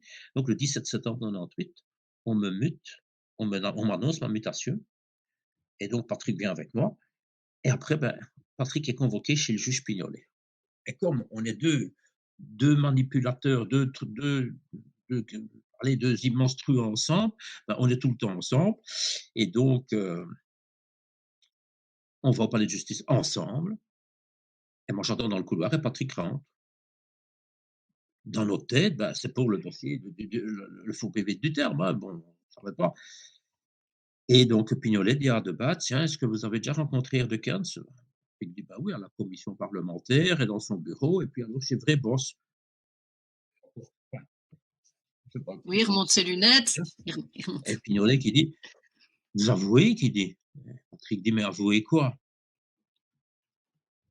«C'est encore un PV à la Somers». Le juge d'instruction Pignolet qui vous dit ça, c'est encore un PV à la Somers. Donc Patrick me racontait ça. Comme Patrick est un gros menteur, bon, moi je ne le crois pas. Patrick, quand il a fini son audition, il dit au juge: «Ben écoutez, Bill est dans le couloir, on n'avait qu'à le faire rentrer». «Non, non, qu'il ne s'est pas privé aujourd'hui». Si, si, qu'il dit: «Posez, interrogez-le aujourd'hui, comme ça on en est quitte et on est d'accord ou quoi que ce soit». Bon, ça va. Et donc, on est le 17 septembre 98, il me fait rentrer. Ah, vous avez déjà rencontré de Cannes? Ça, je dis: «Oui, je l'ai rencontré le 17 septembre 96 à RTL et puis, je l'ai rencontré à la commission, je l'ai rencontré même dans son bureau après et aussi donc chez Pascal Frépinelet». «Quoi, vous avouez aussi?» Je dis: «Mais avouez quoi?» je dis et il me répète et là donc c'est C'est ça, encore un PV à c'est la ça, somme. encore ouais. Bah, je crois qu'il s'était rendu compte quand même que c'était un peu Un peu gros, gros, oui, on un peu s'était gros. monté. Donc moi je confirme, ben oui, on était là et on avait que parce que Air de Cairns, bon, il dans Madame Sommer, je crois qu'il est ou chez Pignolet, il est à 20 centimètres, mais quand il est déjà dans le Soir illustré, il est tout augmente, hein, vous me direz l'inflation, mais là, il est à 30 centimètres. Bon et le 20 octobre, on est à l'état-major de la gendarmerie, on a une réunion secrète avec le directeur général du personnel. Il n'y a encore aucune enquête de fait à ce moment-là, enquête judiciaire ou disciplinaire qui sont terminées et le colonel du Châtelet, on est là avec nos avocats, il y a 3 colonels devant nous et il nous dit: «Bon, on va arrêter les dégâts, il faut essayer de retrouver son calme. Toi de Batz, je vais te nommer chef de la BSR à Bruges». Patrick, moi qui dis: «À Bruges?» Je comprends pas le flamand de Bruges qui dit. Toi qui dis: «Je vais te mettre à la BSR de Wavre». Je dis: «Moi, j'ai un appartement à Bruxelles, moi je déménage pas». Bon, le chantage, il fallait mais il y avait une condition pour tout ça, il fallait qu'on retire toutes nos plaintes. Bah, tiens donc. Bon, en sortant, on remonte dans la voiture et on apprend que ou au téléphone, la télévision vient de parler de nous et d'Erdekans. Donc Erdekans était passé à la RTB, il nous avait dénoncé à la RTB et le lendemain, c'était dans le Soir illustré et donc et qu'on doit nous virer avec des titres et qu'on les vire. Mais c'est agréable à lire, savez-vous, ces interviews et donc on est le 21 octobre, hein, c'est dans le Soir illustré. Le 28 octobre, je suis convoqué chez le juge Pignolet avec Patrick et le matin, j'avais déjà vu dans le Soir illustré que l'enquête sur les déclarations d'Erdekans allait connaître de l'évolution. Effectivement, il y a de l'évolution puisqu'on est appelé pour une confrontation. Donc on arrive là, on ne sait pas pourquoi, nous on arrive à chez Erdekans, on fait attendre sur le banc, un peu après il y a sa greffière qui sort, elle revient avec Erdekans. Et Erdekans rentre chez le juge, il complote un petit peu d'eux certainement, hein, entre hauts fonctionnaires, il faut quand même accorder les violons. Et donc ils discutent 5-10 minutes entre eux et puis on me fait rentrer et on me dit voilà, on va en confrontation. Dans ma vie, j'ai fait des confrontations, j'en ai fait quand même beaucoup. Quand je fais une confrontation, il faut quand même être honnête, bah, on prend quand même toutes les parties en cause. Donc moi, je dis au juge Pignolet, je dis: «Tiens, et parce que de base ne rentre pas et pour monsieur Mourieux, monsieur Rébos, c'est moi le juge, c'est moi qui décide». et Erdogan reste sur sa position, moi sur la mienne. Je sors, de Bats rentre, même chose. Tant mon avocat lui avait demandé, hein, de faire une confrontation, complète, correcte. Ah, c'était pas le but recherché, je pense que c'était des excuses encore, voilà, Le lendemain ou le surlendemain, bon, je vois que vous aimez de temps en temps rire. Bon, ce que je vais vous raconter, ne riez pas trop, hein, ne faut pas pleurer non plus. Le lendemain, le surlendemain, je vais chez lui, je vais lui apporter, parce que bon, chaque fois que j'avais des informations n'importe quoi dans dossier, moi je dans ces 2 dossiers-là, ben j'allais lui et je vais chez lui, il me dit: «Je dois vous voir prochainement». Je dis: je sais pour m'inculper». Vous savez déjà qu'il dit: «Ben», je dis: «Oui, j'ai déjà un député» non, j'ai déjà un autre et un journaliste qui m'ont averti. «Bon, on va savoir, je vous contacterai». Peut-être le lendemain, il me téléphone. Non, c'est pas ici qu'il faut rire, hein. Le non, non, moi lendemain, je il trouve me ça déjà marrant, bon, parce que le souvent on lendemain, dit: «Quel cirque!» ah oui, ben bon, vous savez, le lendemain, il me téléphone. Il me dit: «Voilà, vous venez, après-demain avec ou demain avec Debatte». Je dis: «Non, je viendrai tout seul». «Non, venez avec Debatte». Je dis: «Non, sa compagne est à l'hôpital et il ne sait pas». «Bon, ça va». Pourtant, il a sonné à Debatte, Ça requête il l'a ah ben, envoyé ouais, bouler oui. et il a fait un PV à sa ch et il a fait un PV à charge de Patrick Debatte pour son comportement, mais un PV qui n'a jamais eu de suite, hein. Donc moi, je me présente chez Jacques Pignolet. D'habitude, Patrick venait me chercher puisque bon, en venant à Bruxelles, bah, il passait par chez moi, on partait ensemble, on allait manger un bout ensemble. Donc il vient me cher je pars seul avec le métro et il me dit: «Ben voilà, donc je dois vous inculper». Ben, je dis: «Écoutez, monsieur le juge, pas de problème. Si vous m'inculpez, je suis venu en métro, donc si vous m'inculpez, en rentrant, je me jette en dessous du métro ou si vous voulez, je saute par la fenêtre maintenant. Allez, monsieur Bill, rentrez chez vous, je ne vous inculpe pas». Mais enfin, Oui, je sais bien, je m'excuse, hein. Bon, 15 jours après, il me téléphone: «Monsieur Bill, faut venir avec 2 battes, cette fois-ci, j'ai plus le choix». J'arrive, je rentre le premier. J'essaie d'avoir mon diplôme, hein, à l'école, j'en avais pas eu, alors je me dis: pas «Je vais avoir un possible quoi, diplôme» c'est et donc je rentre. «Vous avez été à l'émission Terzac?» il me dit. Je dis: «Non». «Si», il dit: «Vous avez été à Terzac». Je dis: «Non». Il dit: «J'ai la cassette». Je dis: «Vous l'avez regardée?» «Non», il me dit. «C'est le colonel untel qui m'a dit que vous aviez été à Terzac et que vous étiez sur la cassette». Je dis: «Mais j'ai pas été à Terzac, je ne parle pas flamand». «Vous parlez pas flamand?» il me dit. Je dis: «Non». «Alors je vous inculpe», il me dit. c'est pas Il me fera possible. inculper. Il me fera inculper. Je dis: «Moi, alors là, je m'excuse pour les gens qui vont l'entendre». Je lui dis: «Tu es content maintenant? Tu as bon maintenant, vieux con?» je dis. «Tu as bon? Tu jouis comme ça, hein?» Oui, oui, je veux bien croire, mais attends, c'est vraiment mais du n'importe quoi, du n'importe quoi. 10 fois, il m'a dit: «Monsieur Bill, je n'entends rien, je ne vous fais pas de PV d'outrage». Patrick Debattre, qui était dans le couloir, il se demandait ce qui se passait tellement que je gueulais dans le bureau, hurlé. Bon, donc je sors avec mon diplôme. Je dis: «À ton tour maintenant». Il rentre, inculpé. Et Patrick lui dit: «Dites que ça ne soit pas dans la presse de demain, hein». Denise, sa greffière: «Ah, il y a justement Gilbert qui vient de téléphoner pour avoir des nouvelles, pour voir où ça en était». Gilbert Dupont était au courant naturellement. Alors, on est Toujours en fait les inculpé. mêmes personnes qui sont liées en fait à chaque fois. Fin décembre, on a accès au dossier et là on découvre, toute cette cabale. Parce qu'entre-temps, Pascal Brébos a été entendu 2 fois, Patrick Moriot 2 fois convoqué aussi et ils ont chacun écrit une lettre pour démentir les accusations, les fausses accusations d'Ertequers. C'est ça. Alors en janvier, je suis place de Bastogne à Kuckelberg, un vendredi soir, je crois et il est 17 heures et j'ai le téléphone qui sonne, mon portable, mon GSM et c'est, monsieur de Gemert. «Oui, monsieur Bill, j'ai le dossier. Bon, je vais prendre des réquisitions de non-lieu parce que, bah» je dis: «Bah oui». Il s'était rendu compte que c'était un dossier qui il s'est pas resté 5 minutes devant un tribunal, un dossier pareil, hein. Et il a attendu jusqu'au 14 juillet pour prendre des réquisitions et puis fin octobre, on est passé à la chambre du conseil, on a eu le non-lieu. Maintenant, on va encore rire un petit peu. C'est dommage que les chambres du conseil ne sont pas à huis clos, ne sont pas filmées, hein. Là, je crois que ça aurait été le sommet. Quand on est passé pour le dossier du terme, là, le faux PV du terme en chambre de conseil, le juge Pignolet: «Vous voyez, monsieur le président, vous savez, monsieur le président, vous avez été juge comme moi». C'était monsieur de Wolf et il avait été juge d'instruction aussi. «Vous avez été juge comme moi. Vous savez qu'il y a des faux qu'on voit et des faux qu'on ne voit pas. Eh bien, ces 2-là, ils ont fait des faux qu'on ne voit pas».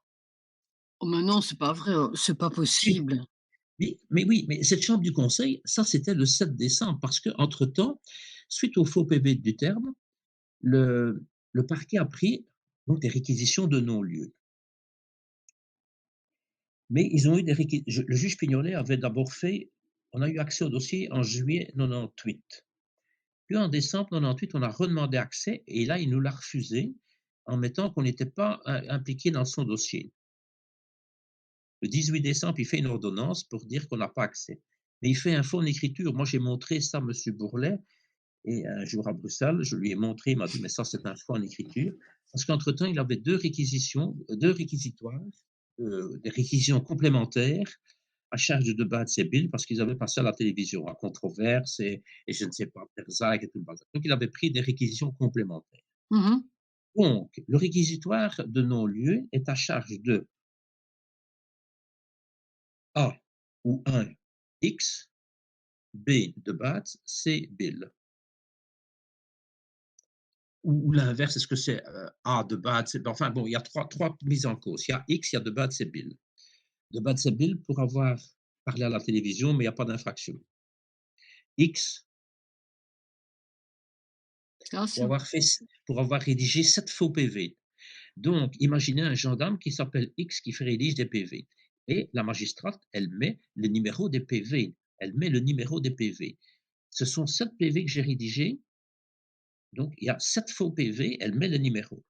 Alors, ce sont des PV de 3 lignes qui disent: «Portant la connaissance de monsieur le procureur du roi ou du juge d'instruction que dans le cadre de son dossier numéro un tel, nous joignons au présent l'audition dite de X1 d'une telle date». Et ça, c'était des faux PV. ah OK, d'accord. Aïe, On est aïe, allé aïe. directement trouver cette magistrate, la madame Dieudonné, responsable du parquet de Bruxelles, et elle a pleuré, savez-vous, dans tout ça. Et on est allé trouver madame Dieudonné,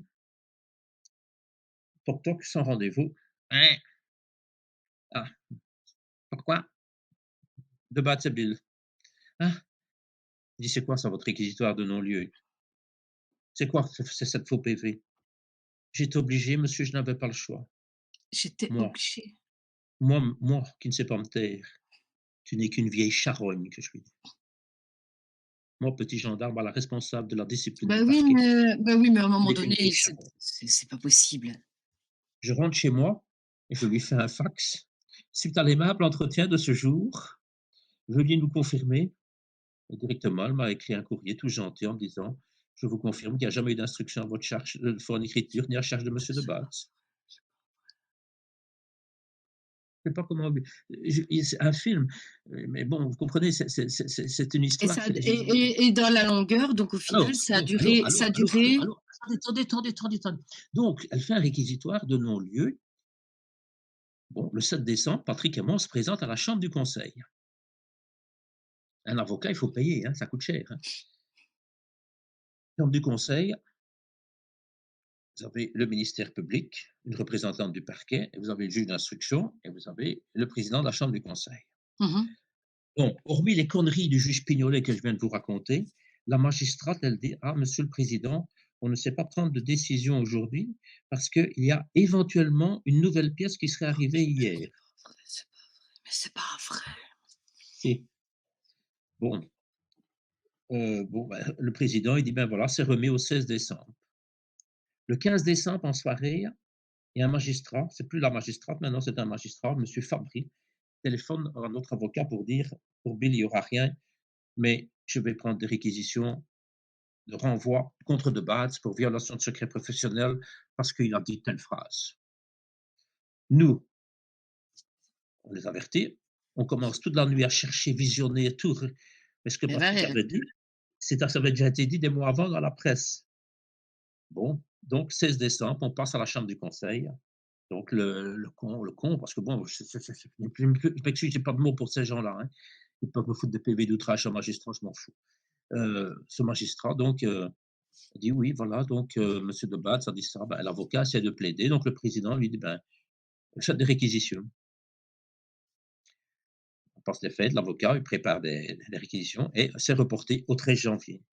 13 janvier, notre avocat remet les conclusions et il dit: «Dans le dossier, il y a des faux, il y a vraiment des faux en écriture» et il a dit à chaque fois: «Mais ils ne sont pas faits par de Batz, c'est bien, ils sont faits par les autres». Mais ces gens, bon, ils regardent un peu leurs chaussures, ils regardent un petit peu le plafond pour pas être peint, hein, mais ils n'entendent pas, hein, bon. Et le président dit: «Ben, ça va, vous reviendrez le 20».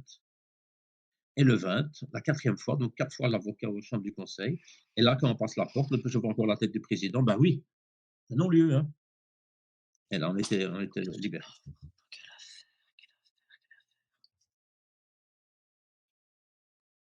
En fait, Alors, ils ont essayé de vous pousser à bout, hein. C'était bah, ils simplement auraient du bien, fu un je crois qu'ils suicide aurait été plus simple, un suicide ou c'est ce qu'ils auraient voulu, c'est ce qu'ils je auraient voulu. c'était destructeur, donc voilà. Alors bon, ben et oui, c'est vrai qu'il y en a qui sont peut-être suicidés, ben bon, ici, heu, oui, ça un jour, justement, j'ai un journaliste qui me sonne, ben, on allait à Terzagh, et moi que je n'étais pas passé à Terzagh, j'étais dans ma voiture, il y avait un journaliste de la BRT devant, moi dans ma voiture, la première infraction, il était au téléphone au volant, mais ne le dites pas, ouais. Et Ça m'est il y avait un déjà journaliste arrivé, je ne vous le dis pas non plus. et bah, oui, on sait jamais que Pignolet regarde l'émission aujourd'hui, il est capable de reprendre ses lunettes et son vélo, vite arrivé au palais de justice. Ouais, il peut m'entendre déjà avec celle-ci. Mmh. À mon avis, il y aura Bah, perdu à un moment. si ça se met, c'est très affectueux maintenant, hein. Qui était amoureux de lui, vous imaginez. Et Mais oui, donc c'est ça. et donc avec ça, j'ai perdu un peu le fil. De quoi est-ce qu'on allait parler? Mais c'est déjà pas mal, hein, entre nous. On a réussi quand même à bien travailler le sujet. Hem, Ouais. Ah oui, oui, ça aussi je dois le dire. Donc quand on a le non-lieu, on fait il y a ce qu'on appelait à l'époque le journal du mardi, tenu par Michel Bouffiou, et voilà que Clotaire de Kerns est interviewé, un mois après notre non-lieu ou quelques jours après notre non-lieu, enfin, moi qui dis: «Mais je suis content qu'ils ont le non-lieu. D'ailleurs, je ne les ai jamais dénoncés», qui dit. oh mon Dieu, quelle Alors, le 20 novembre 2018, à 5 heures au matin, j'ai envoyé un long mail à Ayer de Cairns pour lui dire: «Il y a 20 ans aujourd'hui qu'avec vos mensonges, j'ai été, inculpé». Il m'a répondu: «Ah, je ne me rappelle plus». Alors je lui ai rappelé l'histoire et puis il m'a répondu, il m'a demandé d'en faire mon deuil. Alors ici, en 2023, pour les 25 ans, je lui ai de nouveau rappelé. Et alors là, il m'a écrit: «Interdiction de diffuser, interdiction de publier», et il fallait que j'arrête avec mon harcèlement. Naturellement, c'est à partir du moment où on me demande de ne pas le publier que je l'ai mis sur Facebook moi aussi, hein. Et donc, ces gens sont intouchables, vous ne les toucherez jamais, ils sont puissants, ils sont je sais couverts, ils sont oui, protégés. Alors, parce qu'on n'a pas tout. Quand l'instruction de monsieur Pignolet est faite, suite au faux PV de monsieur Duterme, parce que ça, il faut quand même aussi qu'on explique comment il y a eu un faux PV. Quand l'instruction est finie le 20 janvier par la chambre du conseil, il y en a un autre qui rentre dans le jeu, André Van Oudenhoff, procureur général de Bruxelles, un des plus hauts magistrats du pays. Qu'est-ce que ce monsieur fait? Il adresse à notre hiérarchie le 30 mars 2000 un rapport de 17 pages d'accusation. 17 pages d'accusation contre Debatz et Bill. Recevant ça, le colonel Duchâtelet, directeur général du personnel, me sonne un soir à 19 heures. Je me trouvais à Ixelles, rue Georges Bergmann.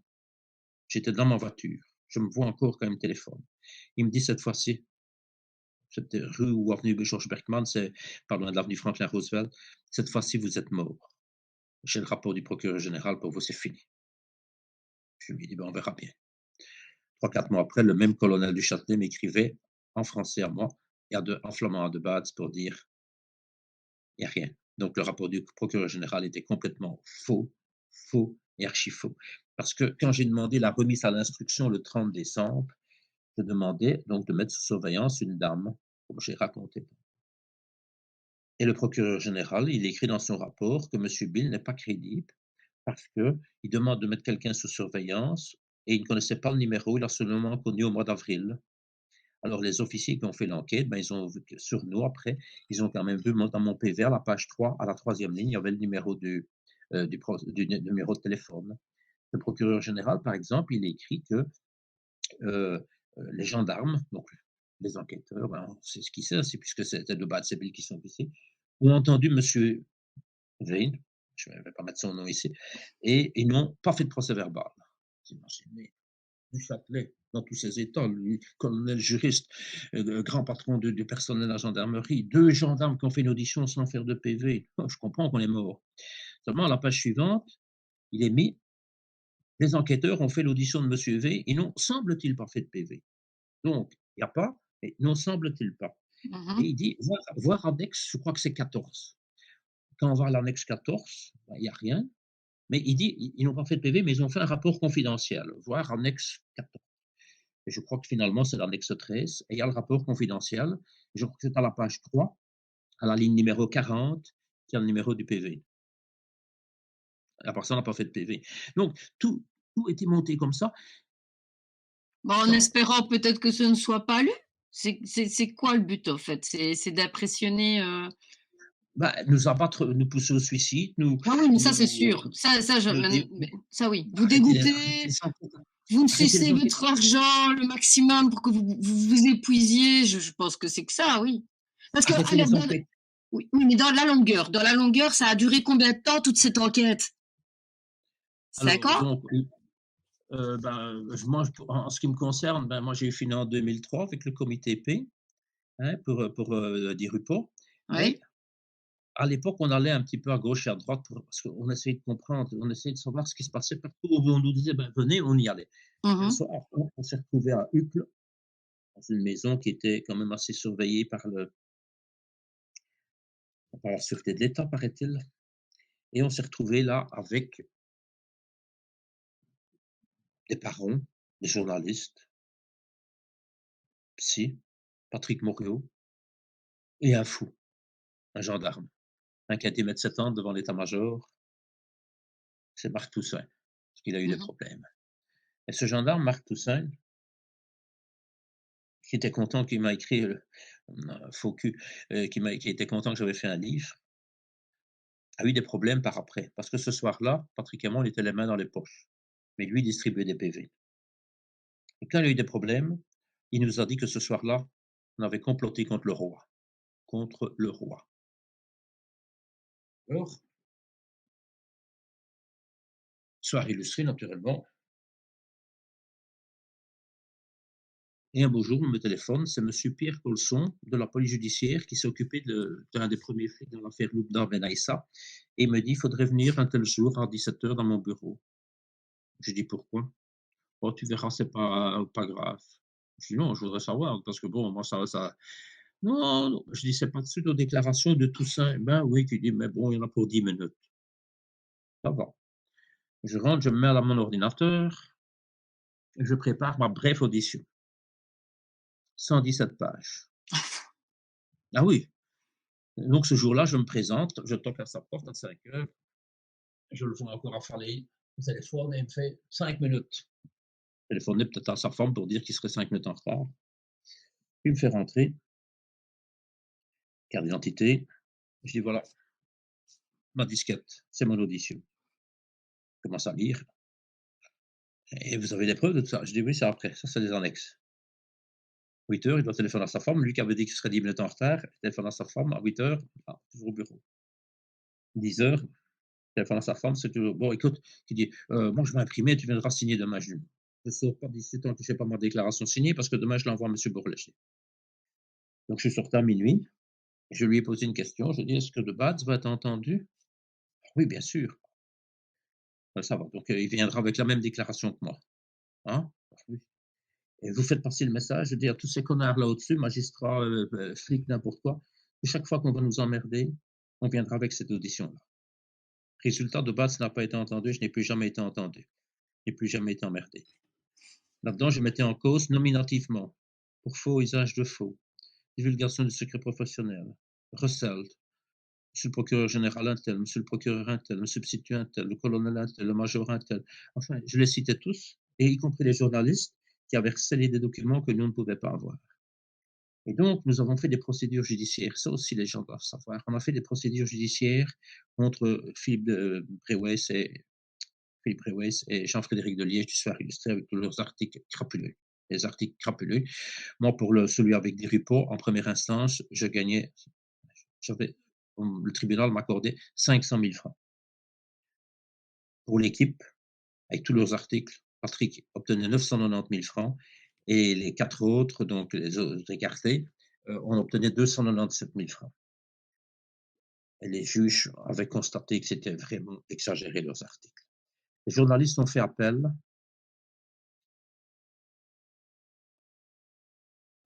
Le parquet général, donc le ministère public, a demandé la confirmation du jugement tellement les faits étaient graves.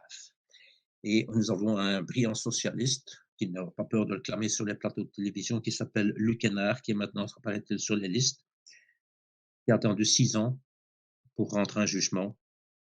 C'est nous qui sommes condamnés. Les journalistes sont hors cause. Et entre-temps, on avait fourni toutes les pièces qui nous mettaient hors cause du parquet général, de la Cour de cassation, du ministre et tout, du commandant de la gendarmerie, tout, on a joint tout ça. Il a dit qu'il n'avait pas besoin de ça. Tiens donc. Par contre, les journalistes du Soir illustré joignaient des PV, des apostilles, des documents Confidentiel, confidentiel. couverts par le secret de l'instruction. Et lui qui a été juge d'instruction, il a laissé passer ça, et c'est nous autres qui avons été condamnés. Par contre, le commandant du terme a attaqué Michel Bouffiou et Marie-Jeanne Veneswijk pour les articles Les étranges manœuvres du commandant du terme. Ils ont été condamnés à 500 000 francs.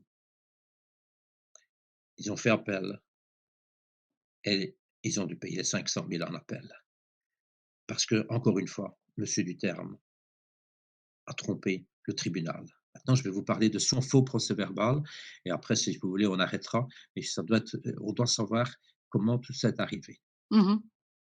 Donc, vous avez X1 qui témoigne, monsieur Duterme, il est certainement plus bilingue que moi, parce que bon, moi, quelques mots, mais lui, bon, bah, c'est un officier, bon, je comprends qu'il se débrouille un peu.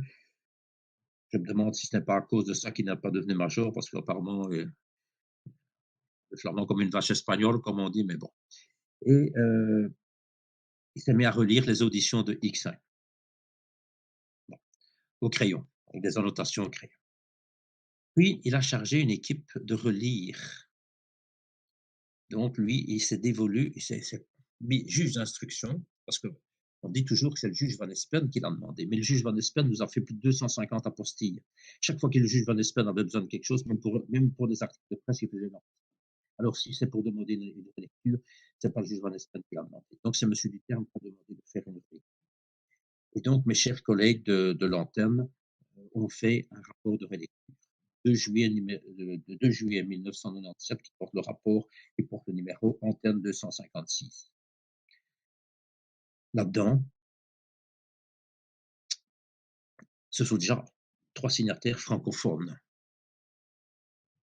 Alors c'est tout en flamand, les auditions de X1.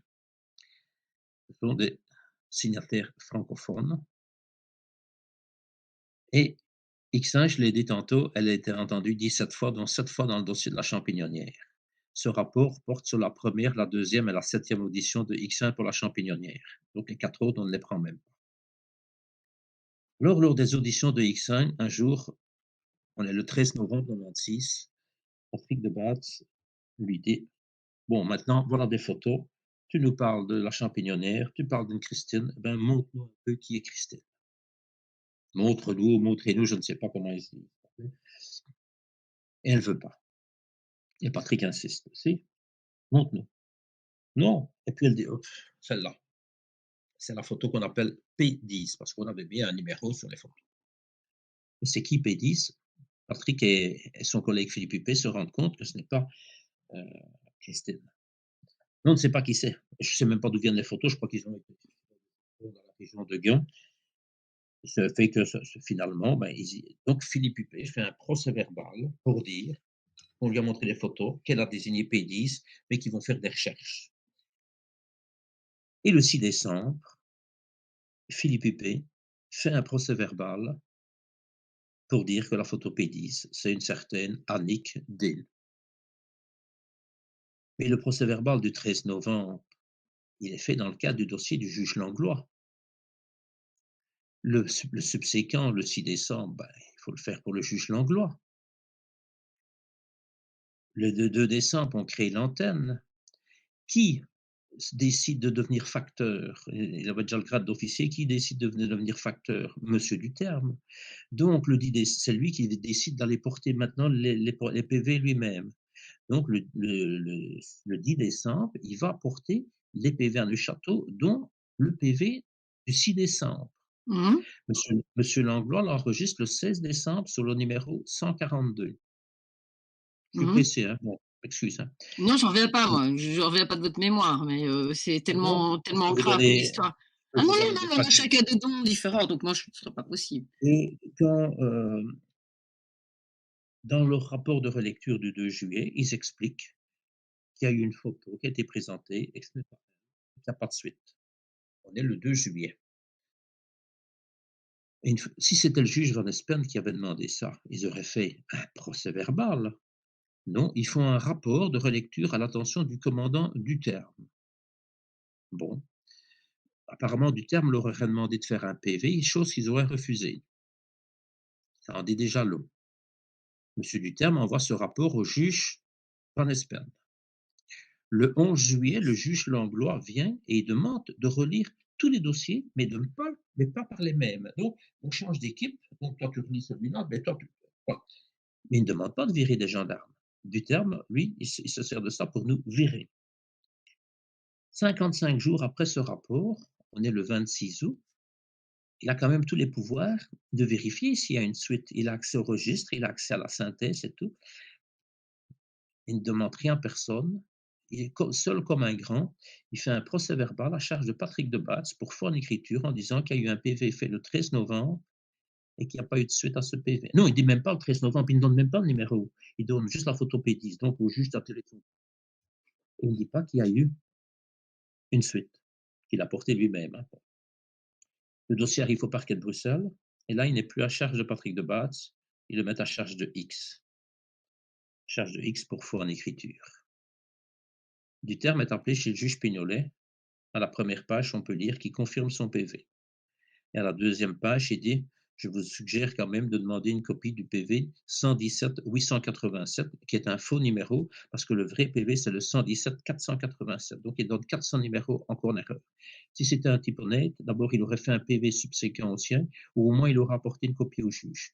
Donc, le 2 octobre, le juge Pignolet peut arrêter son instruction. Il a fait durer plus de 2 ans. Et donc, le 2 octobre, il pouvait l'arrêter parce qu'il savait qu'il n'y avait pas de faux, que le PV manquant existait. Pour tromper, comme je viens de le dire, le tribunal avec Marie-Jeanne Van Eswijk et Michel Bouffiou, qu'est-ce qu'il a été écrire le Duterme? Que le PV du 6 décembre n'a été adressé que seulement au juge Langlois. Quand un tribunal voit ça, ben, il doit se dire: ben, on l'a caché. Si le magistrat qui doit traiter ce dossier-là sonne à Van Espen, ben Van Espen va dire oui.